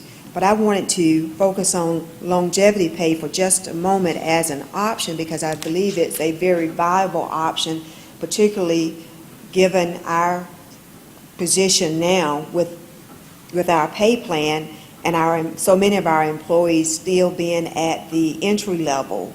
They're tenured employees, and it's a way to move them along the pay scale. So I think longevity pay is an option to be considered. So if we were to look at this as an option in longevity pay, I identified some spacings in terms of years of service. This is something very similar to what we did with the police department.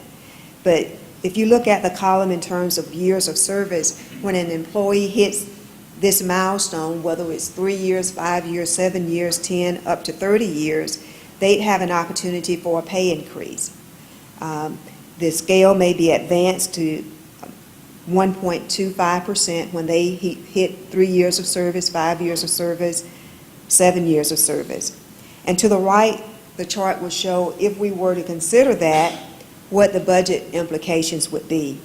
For example, if we were to somehow or another adopt it and the budget allowed it for FY 2018, the initial impact is the greatest.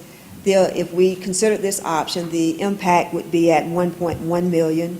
And then, of course, in the preceding years, FY 19, 20, it goes down. So that's one option just to think about.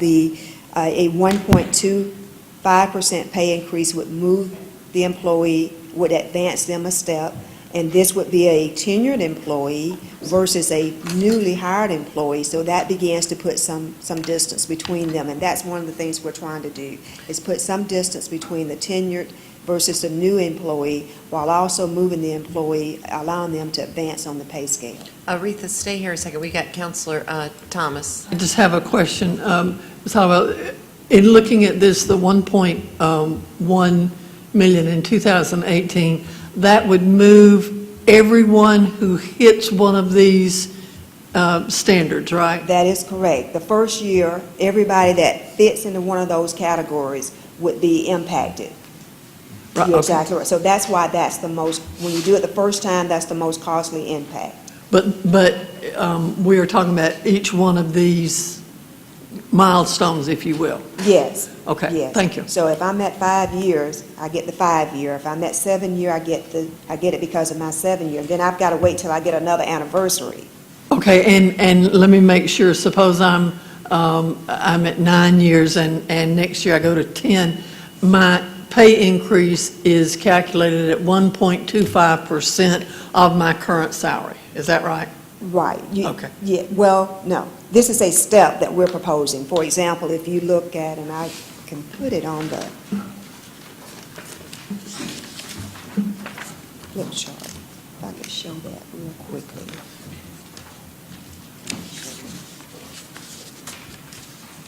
I just want to show you the pay scale real quickly, and I can hopefully better explain. No, that's Oh, my different. I'm goodness. sorry, I'm sorry. God, I I'm don't know how sorry. you're going to explain. Well, there, Yeah, slide 7's real, more blown up. yes, Use that as an example. okay. Okay. Yeah, okay. So if we look at these, the pay grades are to your far left, and then the steps, A, B, and C, and D, those are steps. So between step A and step B, there's if I move from step A to step B, I get a 2.5% pay increase. That's the way it's designed right now, our pay plan. There's a 2.5% pay increase. What we can do, and what we're proposing as an option, is the steps can be split in half. I'm such sorry, say that again? The steps can be split in half, such that instead of moving me from A to B the way it's designed, they're at 2, which is 2.5%. If I put a step in between there, it's 1.25%, which is a little less costly, but allows me to advance.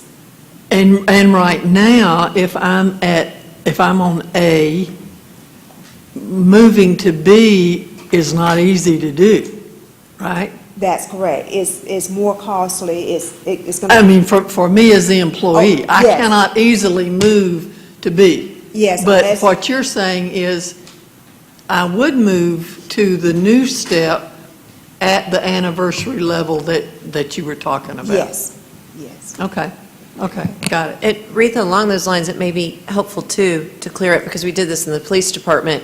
The first year, everybody gets something. That is Okay, correct. so go back to your other slide that you had. So I've been working here 6 years in FY 2015. I'm not at 5 and I'm not at 7. The first year, what do I get? You've been here 15 years? No, I've been here 6 years. 6 years, 6 years. So you'd get the 5-year, because you've not been here long enough to get the 7-year, but you'd get the 5-year. Right. So So you as get long a- as it stays consistent, it's all the same for everybody. But if Yes. council was to adopt something that said people at the 5 to 7-year mark got 1.25 and people at the 10 to 30-year mark got 2.5, It's then the same. yeah, That's it correct. would be different. But everybody gets something that first year. Everybody gets something. And this proposal, this option is the 1.25%. Everybody gets that if they fall on their anniversary. Now, that's Thank just you. one option. Absolutely. Yeah. Okay.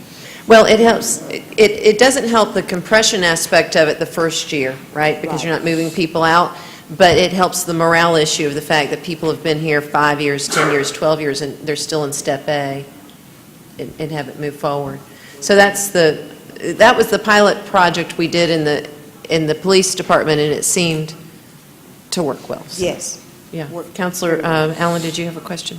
Just, if we're trying to correct the compression problem or address it in some way, I guess in a step process over a period of time, giving everybody 1.25 the first year doesn't do anything. Well, I mean, it does. gives them a salary increase, but it doesn't do anything to address compression. Compression in and of itself is just a huge something. It takes a whole lot of money to address compression, but it does, in that even if you were to get the 5-year, and if you're right now on step A, and you've been here for 5 years, that's going to put your salary at 1.25% higher than John Smith that was hired last week, who's also in your pay grade and making the same money that you make. So it does put some distance between a tenured employee versus a newly hired employee. I guess my concern is if we're hiring new employees in, do we have a grade that they need to be classified in? I mean, shouldn't Yes. they fall, I mean, if you're hiring somebody to run the stump grinder, they, I was hoping somebody'd catch that. So I called it, no, I called it. Yes. I mean, they have a pay grade. I mean, they Right. start at the lowest level Let's of just that say it's pay a grade. maintenance Yeah. tech 1, And that's where they just fit in that grade. Right. right? And if they get a 1% raise a year, that takes them to wherever it takes them. But No. if somebody has been in a stump grinding department for 5 years, is he still making the same as the entry level? Well, yes, let me tell you why. You're a stump grinder at pay grade A, in step A. And we decide we're going to give a 0.5% COLA, cost of living adjustment. We adjust, we apply that 0.5% to the pay plan, and we move step A up by A 0.5%. a 0.5%. So the person got a 0.5% cost of living, but they're still in an A. And so if you do that for 5 consecutive years and you keep adjusting the A step by the 0.5% COLA you're giving them, they're still in an A. So everybody who comes on new at 1 year, they go into the A. And so you're not leaving the A where it is and advancing the pay that employee by a 0.5% that separates them from the A. And so a person could conceivably have been a stump grinder for 6 years and still in the A step, and 6 years later you hire a new stump grinder and they come in at the A step and they're equal. So because we haven't given pay increases, we've given cost We've of living. moved the pay scale. Well, I appreciate your presentation, but if you're moving the scale like that, you're going to continually have a compression problem. And this will fix that. That's why we're talking about This it. will fix it. I'm not convinced it will. It will, what it does If you have is, somebody in year 6 and you're going to give them a raise and not make them wait till their 7th year anniversary, there's still a problem there. that's only in the first year, though. That's only in the, I hear what you're saying, it's But so you're incremental. taking longer to address the problem. You're just passing it till the 2nd year. Well, what you do is that first year is you give everybody relief, and so the guy you hire next week does not come in with a 1.25% raise. And if we had more money, we could do more. I mean, yeah, if we had money, we Everything do she has something. down here is great. But for us, we don't have the funds, the revenue to address it. Well, yeah, it's true. And that's why this is extremely modest. It at least starts to tell us how much these types of options cost. One of the things I think that is, the UGA plan is great. It really is. But the problem is that it was made in fairly good times. And in order to give our folks raises and do the types of things that relieve compression, it only moves at 2.5% increments.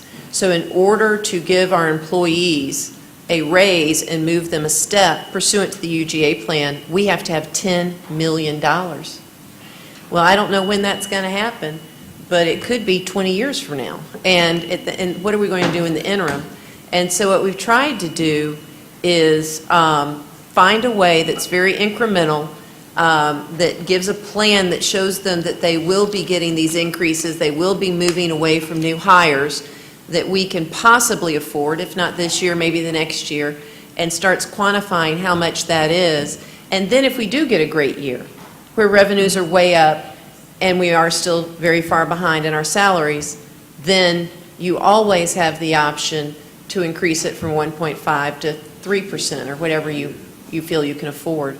But this is just starting to put the meat on the bones of what it costs to implement a more incremental pay plan maintenance. So yeah, in the first year, the only thing you're doing is moving your currently employed people away from the people who are going to be hired next week. That's the one very small incremental step at addressing compression. And the other thing it does that first year is helps everybody with morale because they haven't had a pay plan maintenance increase. So that's the concept. And it was what we did in the police department, which we were able to accurately quantify, so we feel good about these numbers. Yes. Councilor Henderson. Well, and with regards to feeling good about the numbers, do we still refer pay plan maintenance and by the way, I applaud you. I think this is awesome. At least we're looking down the road trying to find a way. Are we still referring this to somebody at UGA? I don't know if Dr. Condrey, I don't Well- want to jinx him, but I don't even know if he's still alive. No, he's not He there anymore. is. He's alive, but he's not there. Well, I mean, I don't know. That's why I said, I'm not wishing the man ill will. I just want to know who's looking at these. We still have a relationship with UGA. This plan was obviously done, but the study was done by UGA in 2006, and as a part of the continuing relationship with UGA and helping us maintain the plan, they look at it. When we have position reclassifications, UGA look at that. But quite frankly, for an organization our size, you know, the agreement that UGA left is that we'll help you for 3 years, and it's been 10 years. And we've still I called get that, on, but- we and I still know called there on was- There was UGA. an agreement, but there was also a commitment, and I know you can't bind future councils, and I'm not suggesting that commitment runs forever, but there was a serious disconnect in the confidence that the employees and some other folks had in this government, and Councilor Allen, I know, was a part of this, and we actually met, and you know. I was a part of it, Yeah, too, we yeah. met with some business leaders and some representatives of the government, and a commitment we made was that we weren't going to, listen, and I don't call this tampering. I know this is a necessary adjustment, but I'm just telling you from my perspective, I'm not going to vote for it. I did with the police department because we were kind of under the gun to try to get that done. I'm not going to vote for any maintenance that hasn't at least been looked at by these folks or by somebody, just because we had made that commitment to Sure. the. Yeah. Well, We probably need to get them at UGA to come down here so we can talk through some of these. Yeah, Yeah. I think this is great. I really do. And I see some of the same issues you do, but I think that, heck, if we don't do something soon, we're going to have a bigger hill to climb. But I just would feel much more better, since I was there and made that commitment, that somebody outside the government look at it to make sure that it's accomplishing what we wanted to do without creating any collateral damage unintentionally. Well, we have till April 28th, till the mayor's budget letter's proposed, if this is even in it. And I think the opportunity we're taking today is to bring this back at the first opportunity that Retha's had a moment to start showing you how much these types of things cost before we go and pay UGA by the hour to look at what we've done. And so maybe, Retha, if you'll want to go through the rest of the options and just kind of show council how much these types of things cost, if we could get a little input and further discussion, then we can maybe hone in on something more specific and certainly get UGA. But now I understand we're paying them by the hour, is that right? Because the Yes. contract lapsed. So we really need to give them some, at least 2 or 3 specific ideas and not just say, hey, if you were us, how would you maintain our plan? Right. That would, who knows how long that would take. So I think it would be good if we get some input. Councilor Davis? Mayor, I wish we would, let's keep what took place with the police department and the pay reform, let's keep that out of the conversation. Because we need to be real careful. That's somewhat mild misleading. That money came out of the operational budget of the police department from gap time to bonuses and was spread out in a certain way. But it was under a specific effort to try to increase and build up the numbers in the police department, which we were down. We're Yeah. down. We're trying to recruit, we're trying to bring more officers in to the city of Columbus. So that is a totally different matter and a totally different issue than what Yeah. we're talking about here. You are 100% right, and let me just, I guess, further clarify.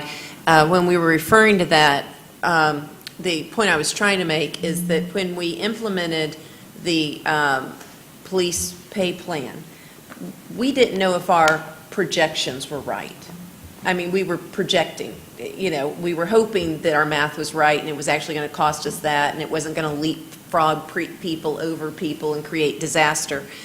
And none of those unfortunate side effects occurred. So I think the point I was trying to make is we know from the pilot project with the police department, for completely different reasons within their budget not requiring new monies, there are math that these types of formulas can be predicted with a pretty high level of accuracy, and that we were very accurate also in not creating these leapfrog things where somebody who's been here lesser times, lesser positions, leapfrogs over somebody who's of higher rank and so forth.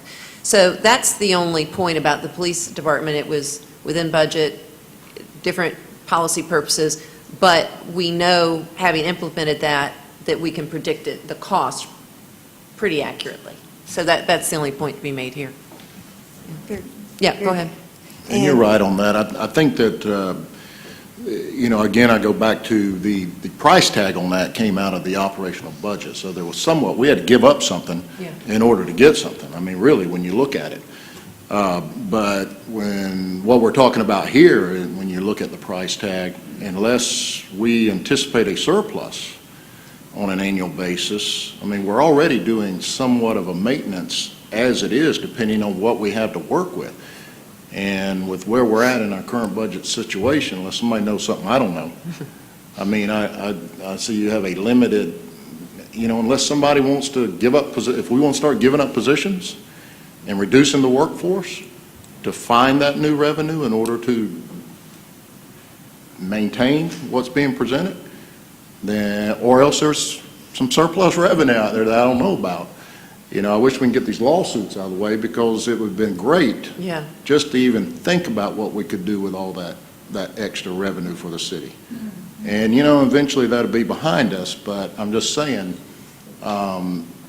unless we know that there's surplus and we're down to where, we're battling right now at 60 days. Yeah. And, sooner or later, you're going to have to build that reserve up. Yeah. And God forbid some kind of a catastrophe that ever happens to our community.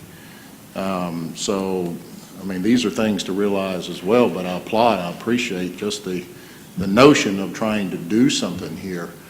And what I perceived over the years, this year we gave the council approved a 2% increase, and hopefully next year, I keep saying that, from the health care plan, that maybe there will be some savings at the end of the day that we could, again, spread out. I'm hoping, but, sometimes people perceive that we're going to go back door in the back there and go to the money tree and just pull it out and make things happen. It doesn't work like that. Sure.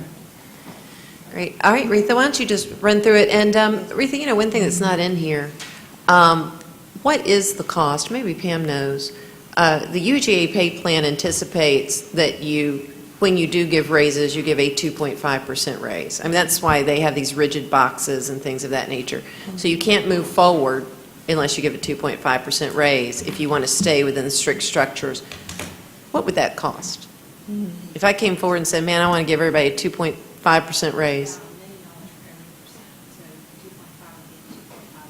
2.5 million. And then how much to eliminate, as Councilor Allen was saying, how much would it cost to address compression at the city? Millions. A lot. Tens of millions? Yes. Tens of millions? Yes. Okay. And that's why I think it's, at some point we've got to plug along, so, Right. okay. And I failed to say this initially, that it is recognized that there is not a budget, there's not any budget that we are saying can be attached to this. This is not presented with the idea that there are budget dollars out there that can fund this. These are options, and I feel like I have an obligation to share with you from an HR's perspective that the condition of our our UGA pay plan, and present options. Should the economy gets better, should our budget come to a point where we can entertain an idea, these are some things that we will have already floated for your thinking, and not to make a decision today, but as you're talking to employees, as you're talking to citizens, you can float these ideas, they can give you feedback, and these are the kinds of things that we're at least thinking. And again, this is one option, and I did want to run through a couple more that we had put together for you very quickly. This is a 1.25% option.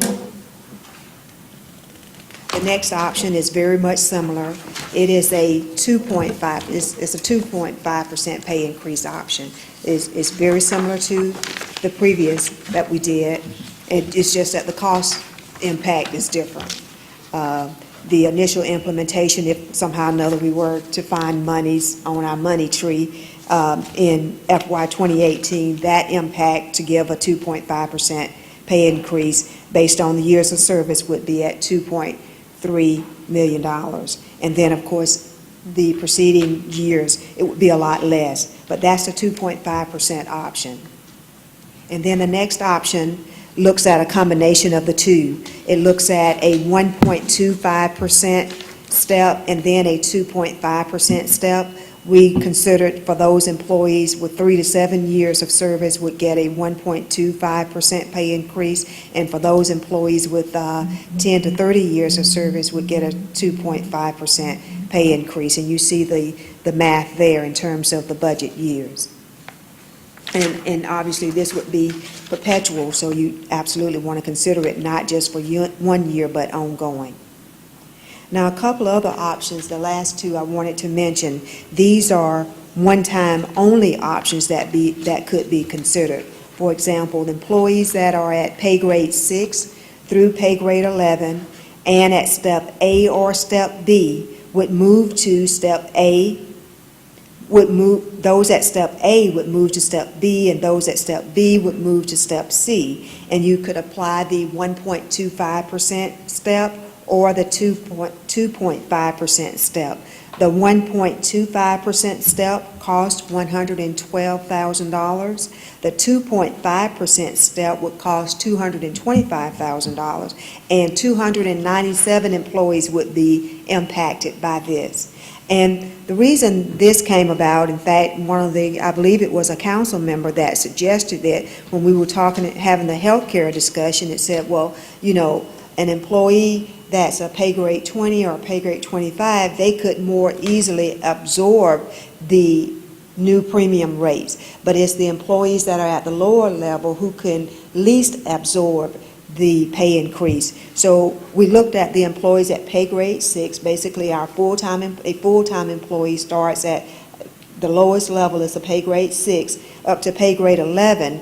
In that particular band, the employees make less than $30,000 a year. So we felt like those are the employees at the lower level. So that's an option just to think about, and it would impact, as I said, 297 employees. And the cost to do that is more easier, or it's less than the longevity years of service. So that's something that could be thought about as an option, as an initial thing to do before we start tackling the longevity pay.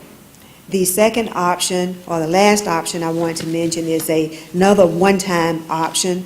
It looks at employees that were hired after June 30th, 2007, and that are at step A, move those one step, and then apply the 1.25% step or the 2.5% step. And I mentioned these particular employees that were hired after June 30th, 2007, because these would be employees that did not benefit from the longevity pay increases when the pay plan was initially implemented.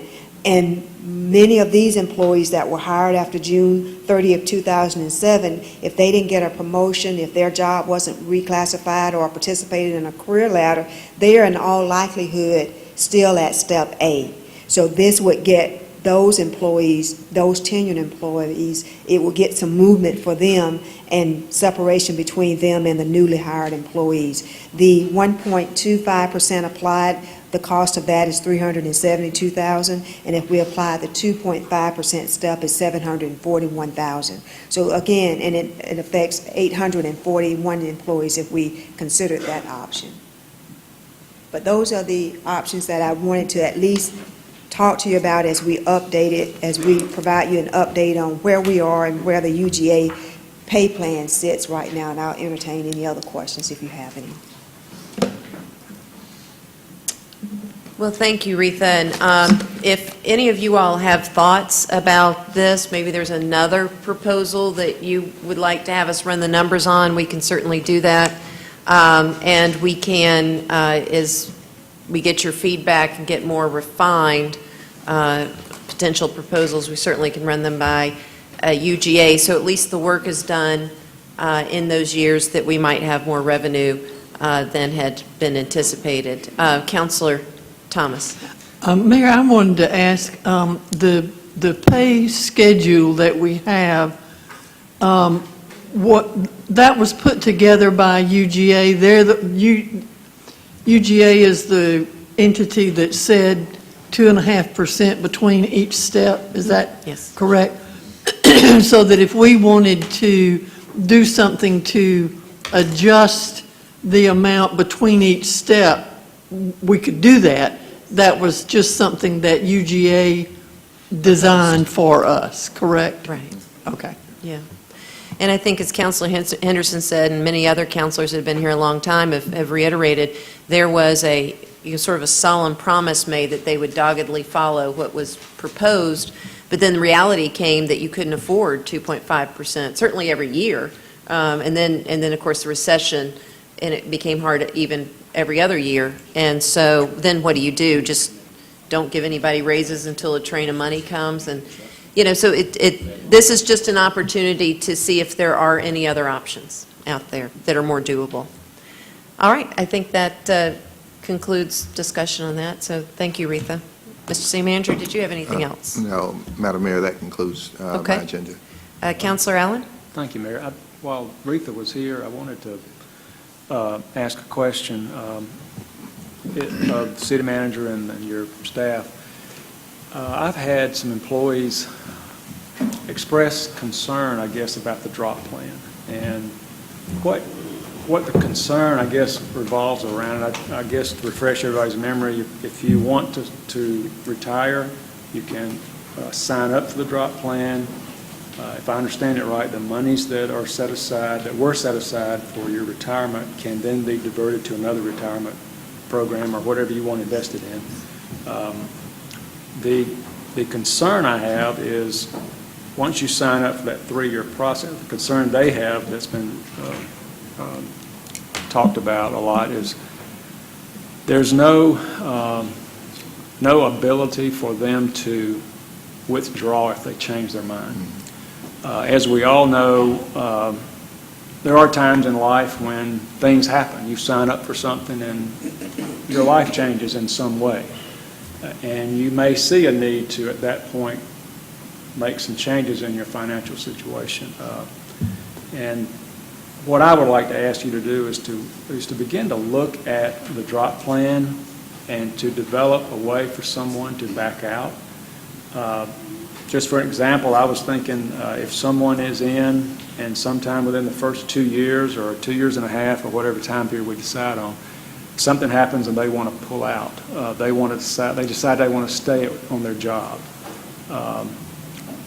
They could repay the monies that they've taken out, if they've taken out any, with whatever the interest that would have been generated if it had been left in the account.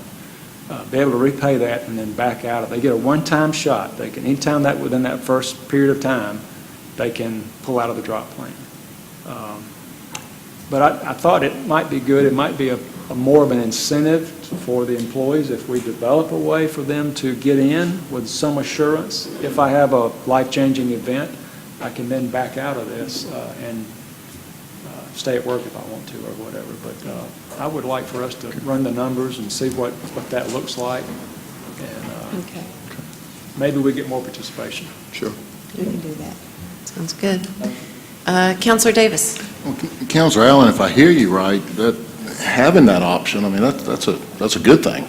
Be a good thing for our city, but even more so, what I hear you saying, it's not very complex, it's pretty simple. I think what I just heard you say was no blood, no foul, as long as the money's paid back to the city within a certain time frame that you can extend. And you said that at some point in time, if they do wish to retire, that's it. I mean, that's or go back into the drop plan, that you've got that one option, no more options. So I think that's what I heard you say. That would be an easy amendment, and would be simple in my opinion. I don't know if there's any numbers related other than you just no blood, no foul. Just give the city back within a certain time frame. And then if you choose to retire at a later date, you just move forward with it. we'll certainly take a look and come back and share some information with you, because I'm hearing in the background that, of course, there's a pension contribution that would be required in addition to just paying back and with interest. I mean, because the pension fund has lost out, but we'll have to come back and share all of that and see if we can figure it out. But we'll just share everything with you so you'll see. Well, and that's, I guess, when you say the number side of it, but I would suspect when I say no blood, no foul, that all that would come back to the city as if you never went into the plan. Yeah, but there's an annual pension contribution, and it's based on number of employees and all this, and you may have, I don't know the details, but that employee may have been taken out and there's no longer a pension contribution required, and if they get back in, then how do you catch that back up?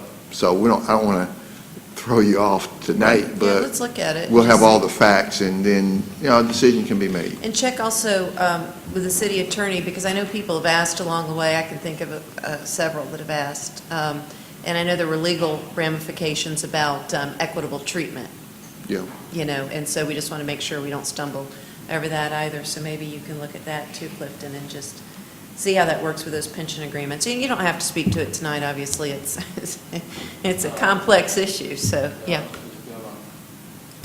Going to say there may be some other pesky federal requirements that we need our pension experts to look at, because we are a certain defined type of plan, and we've got to make sure we keep those qualifications. Yeah, okay. Well, I'll look into it, and then y'all can report back. Okay, is that all, Mr. Chair? Okay, wonderful. We'll turn it over now to the Clerk of Council, Ms. Washington. Madam Mayor and Council, on the clerk's agenda, I have some memorandums regarding upcoming board vacancies. I've outlined for our Employees Benefits Committee, our Historic and Architectural Review Board. We've got biographical sketches or individuals who have been nominated for boards. Ms. Kara Ibrahim, Councilor Garrett's nominee for the Columbus Aquatic Center. Sarah Rowe, Councilor Barnes' nominee for the Animal Control Advisory Board. and Ms. Angela Wagenta, Councilor Davis' nominee for the Community Development Advisory Council. We've got some temporary street closing applications that's been approved by the Police Department for events on September the 3rd, and also for the month of October. We've got a letter of resignation. Mr. Matthew Mazurkowicz has resigned from Uptown Facade Board, needs to be received. We've got a motion from the Mayor Pro Tem that it be received with regrets, and a second. All those in favor, please state aye. Minutes of various boards can be received. We've got a motion and second that the minutes be received of the Airport Commission, the Board of Tax Assessors, the Board of Water Commissioners, the Civic Center Advisory Board, Columbus Golf Course Authority, and New Horizons Behavior Health Board of Directors. All those in favor, please state aye. On our board appointments for our Animal Control Advisory Board, as I indicated, Councilor Barnes is nominating Ms. Sarah Rowe. Also, Councilor Thomas is renominating Ms. Carla Anthony for another term of office. Dr. Carrie Riddick, she represents our Veterinary Association. We have to get that recommendation from the association. We've made contact with them and are waiting to hear back from them, Councilor Henderson. On our Board of Honor, Judge Bobby Peters, as, excuse me. Okay. With the exception of Mr. Billy Watson, he does not want to be considered again for renominations, but we will renominate Judge Peters and Mr. Bob Porter-Schaff. On a Building Authority, Ms. Paula Johnson, she is eligible, would like to serve again. If someone wants to nominate her. Okay. Also, on our, excuse me, on our Civic Center Advisory Board, Councilor Woodson is still working on a replacement for Mr. Irving. You have someone? No. Okay. on our Columbus Aquatic Center. We are still waiting to hear back from the Columbus Hurricanes regarding their representative. And for Councilor Garrett's nominee, Ms. Kara Ibram, she can be confirmed as she was nominated at our last meeting. All those in favor, please state aye. On our, our Convention and Trade Center Authority, as you know, a counselor is not eligible to serve on the board, so therefore the mayor will need to nominate someone for Councilor Garrett's seat. I do have, Tiny, I have interviews, or not interviews, meetings of people who are interested, and so I'll let you know that shortly, and we'll re-nominate Katanga Wright, Okay, and let me know when you hear from Debbie Lane. okay, because this is the mayor's appointment. Ms. Wright can be confirmed tonight. Move confirmation. Got a motion and second for confirmation of Katanga Wright. All those in favor, please state aye. Okay, and we're waiting to hear back from Ms. Deborah Lane as whether or not she wants to serve again. On our Community Development Advisory Board, because this is a district appointment, Ms. Regenta can be confirmed. Got a motion and second for confirmation. All those in favor, please state aye. On our Employees Benefits Committee, our HR department did send out nominations for the seat, and Ms. Gerald Short was again elected by the general government employees. She can be confirmed. Move confirmation. Got a motion and second for confirmation of Drell Short. All those in favor, please state aye. Also, for the seat of Michael Burgess, he is not interested in serving again. We have some individuals from which the council may select. Those individuals are Jan Vardaman, Kevin Maurice, Linda Lunsford, or Jennifer McDonald. Mayor Pro Tem? On the list where you had the names, there were some numbers out to the side. Were those the number of votes that they received from other employees? That is correct. Okay. I'd Okay. like to nominate whoever got the next highest number. I think it was like 32.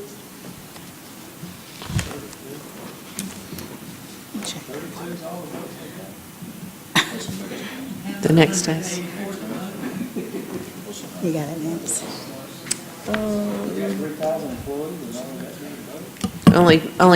Well, 25, it does, 2,500 are eligible for benefits, but yes, it's still sad. I mean, only, as Counselor Henderson pointed out, only 20% of the 2,500 came to meetings about the health care. Okay. Let's see.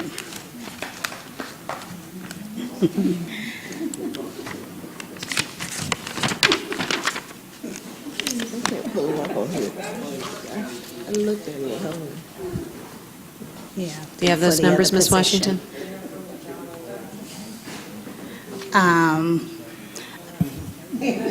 You sure? Okay, that would be Jennifer McDonald. Jennifer McDonald was the second highest vote getter? Yes. Okay, is that who you?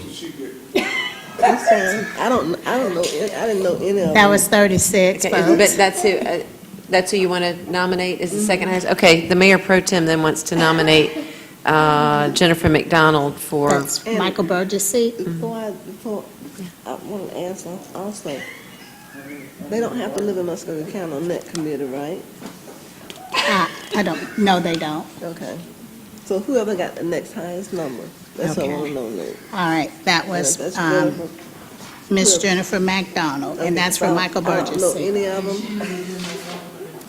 Yes, she is. Okay. And then for Mr. Lionel Haynes' seat, who received the next highest? Okay, Linda Lunsford is the individual that received the next highest votes. okay?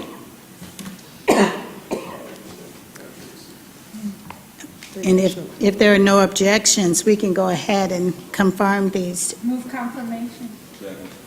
So we've got a motion and second for confirmation of Jennifer McDonald and Linda Lunsford. All those in favor, please state aye. And for the seat of Sandra Hunter, this individual must be a department director or an assistant director, and the individual that was nominated was Ms. Laura Johnson, and the Mayor Pro Tem has nominated her, and if there are no objections, she may be confirmed. We have a motion and second for confirmation. All those in favor, please state aye. Are there any opposed? On a Historic and Architectural Review Board, Mr. Ed James has resigned. He is a representative that is selected by the Columbus Home Builders Association. We have made contact with the Home Builders Association and are waiting to hear back from them. On a Hospital Authority, Mr. Ken Chong has resigned.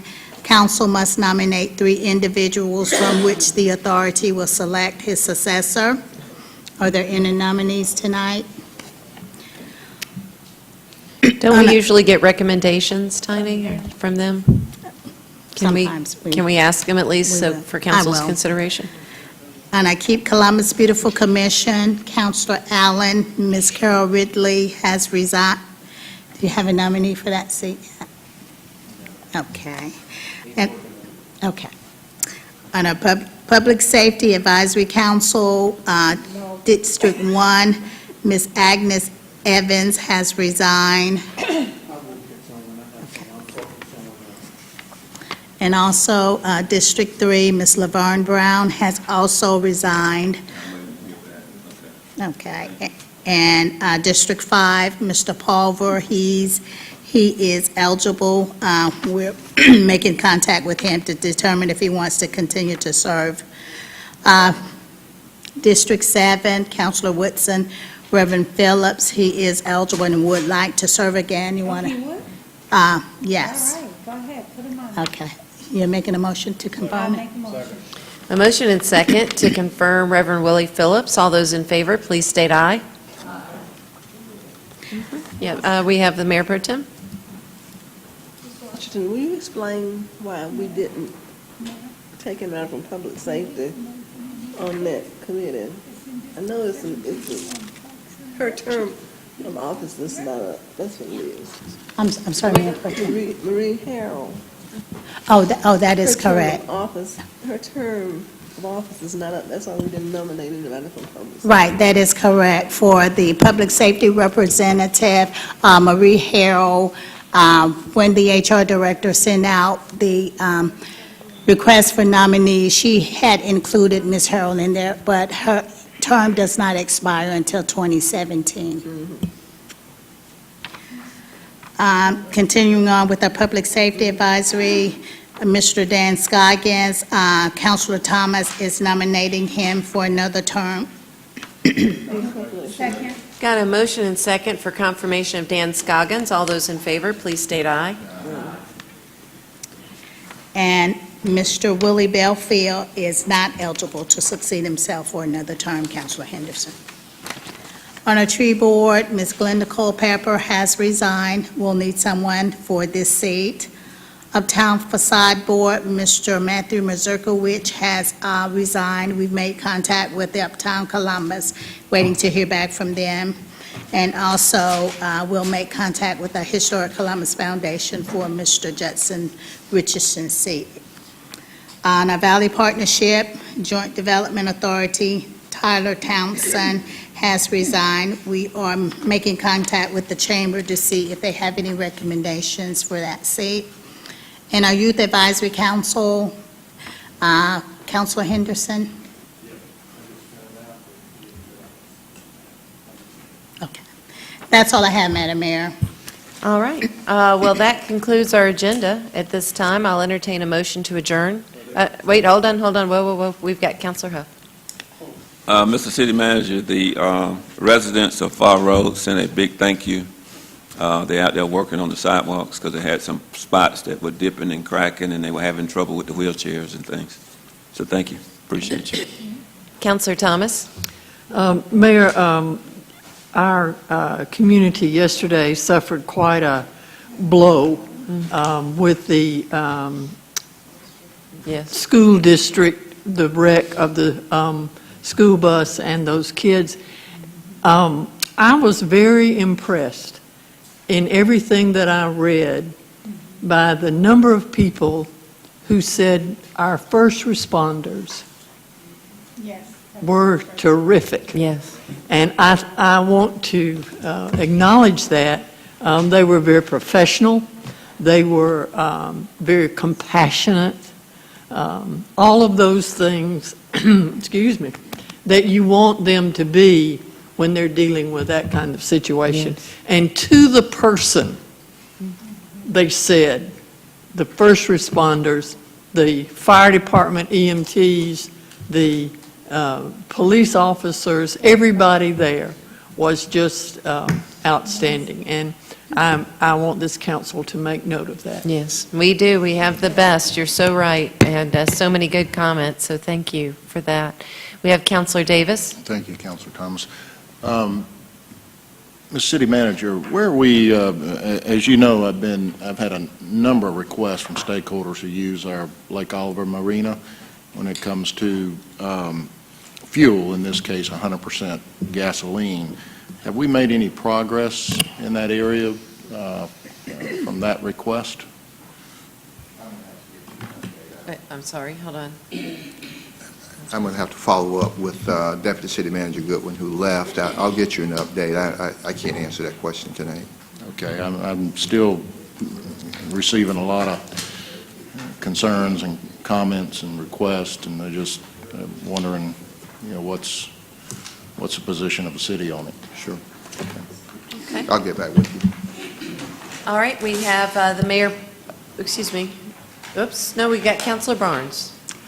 Mr. City Manager, one of the problems that I'm encountering in the community that we do not have a fix for is our pools that are not maintained.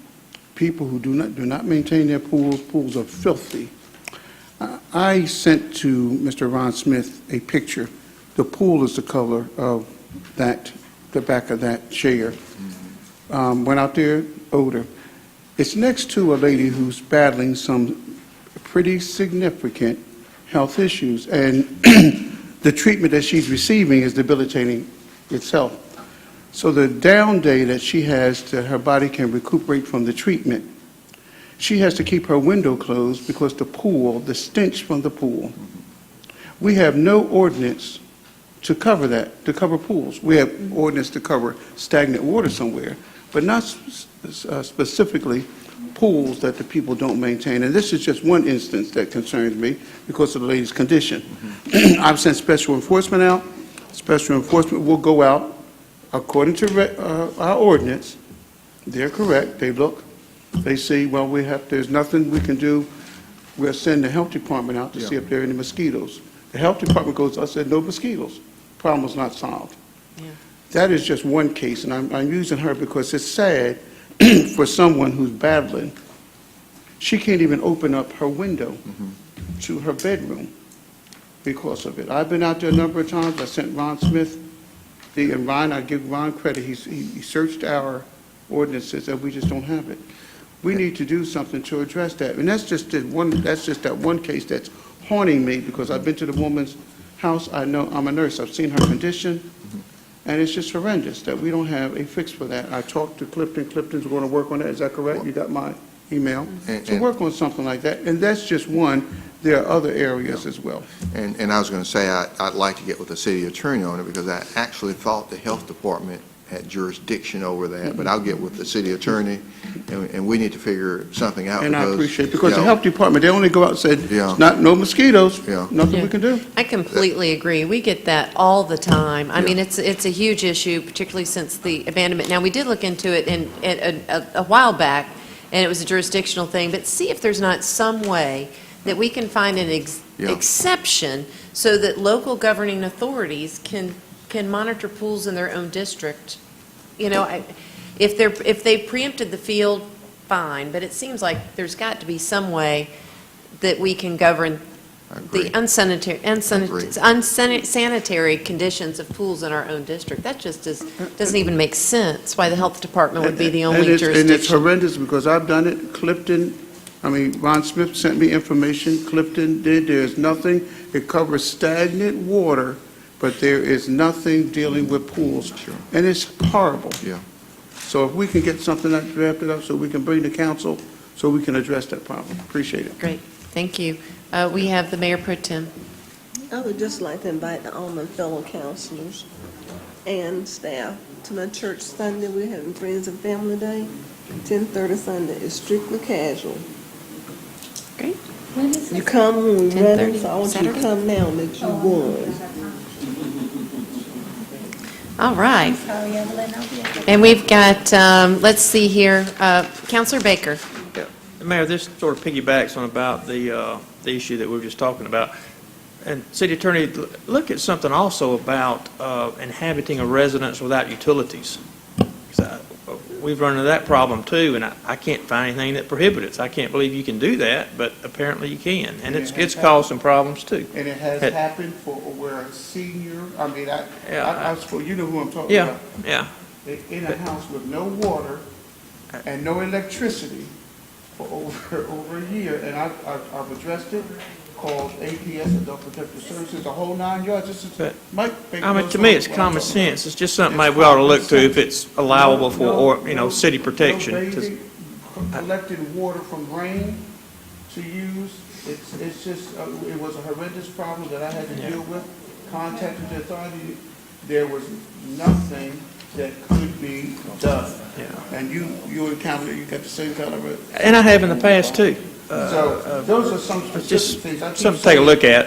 What we need That's to fine. do, and I've addressed it to the city manager, no, I have not. So you have addressed it to the mayor. We need to do a relook on those special enforcement ordinances there. They're outdated. The same thing with people's backyards, where you have grass this high, all kinds of animals back there, next to someone whose grass is cut, and the animals that are infesting the house that's deplorable are going over it. We need to do a relook, this council, of the special enforcement ordinances. Sure. No, I agree. We've tweaked a few of them, but I think by and large, at least what I'm hearing, I sense that council's desire to regulate unsanitary circumstances has grown, and I think we need to look at them. So let's, maybe, it's a UDO issue, I think. I think it's a UDO issue. These special enforcement codes that, It's both, Chapter 13, Health and Sanitation General Ordinances, and UDO. So, I mean, it's going to take comprehensive looks from the planning folks, from health folks, and special enforcement. well, why don't we just do that as a referral, and the city manager and I can get together and set a date. But Tiasha, if you'll put that down as a referral to look through the UDO and look at some of these things, the type of requirement of boarding up abandoned homes has been something that people bring up all the time. So anyway, there are cities doing much, much more. Now, they have more extensive special enforcement departments, but still, we can weigh those pros and cons when we get the recommendations. Okay, we've got, Mayor Pro Tem, are you up again? Yes. Okay. I thought we did something with that ordinance back when we were walking the neighborhoods in Winton. And there were a lot of homes that were not, they didn't have utilities on. And when we were getting ready to try to eliminate substandard housing, I thought something was done back then. We can look and see, and we can pull, if there was a vote, we can pull, maybe it was proposed but failed, I don't know, I wasn't here then. So why don't we look and see what the law is, and then see why a stricter code wasn't enacted. Okay, we've got Councilor Huff. Mr. City Manager, one last thing, and I'll let us go home.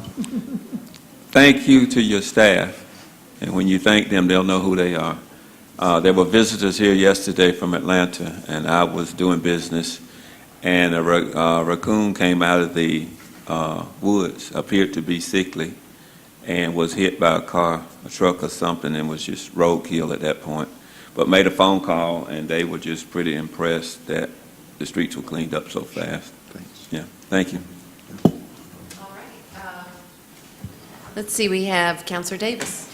Mr. City Manager, we just talked about a lot of foul issues that you now have to deal with, but I'd like to talk about positive use of foul. Actually, the world's changing. We know the world's changing, okay? And the millennials are coming on strong, and they really are into some things that, it's back like our parents and grandparents used to be, just living off the land, urban farming, and just, doing things to raise their own food.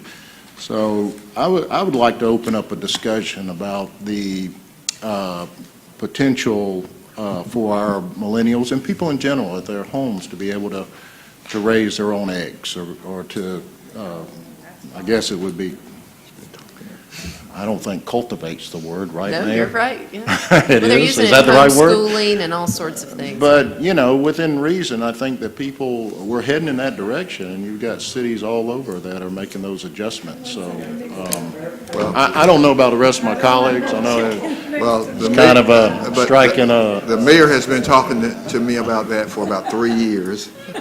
There's been a lot of citizens that have come. You would be surprised. Yeah. They even. Well, people are apparently- talking about it now. It's not just talking about it. I mean, it's being done. They have to be contained. We do have some feral chickens. We do have some feral chickens. They need to be So- contained.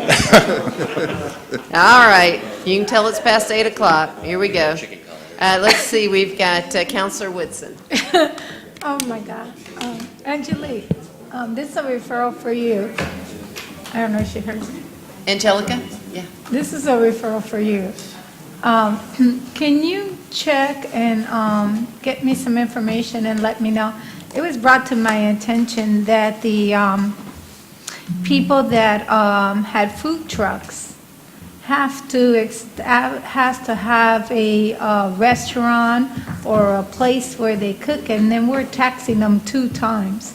We're doing the inspection twice, so they pay $250 for inspection of the building, then they have to pay $250 for the inspection of the truck, and it's every 3 months. And they're paying double for everything because they're running a food truck. But they're not using that facility for nothing but, cooking or just, and they could do the cooking at home, but they have this building that they're paying $600-700 to rent in order to have their food truck. So can you check on that, if we're double taxing people on that? Because that's really, I think that's too much. I mean, we should tax them one time for both facilities, but we're taxing them for each one. And I can tell you later of someone who talked to me, and then you can get more details from them. And now they're trying to decide whether, should they continue or not, because they can't afford to be paying $500 every 3 months. Okay. All right. Well, that concludes our business and our referrals. We've got a motion and a second to adjourn. All those in favor, please state aye. Great. We're adjourned, and we'll see you next week at 9 a.m. for a work session.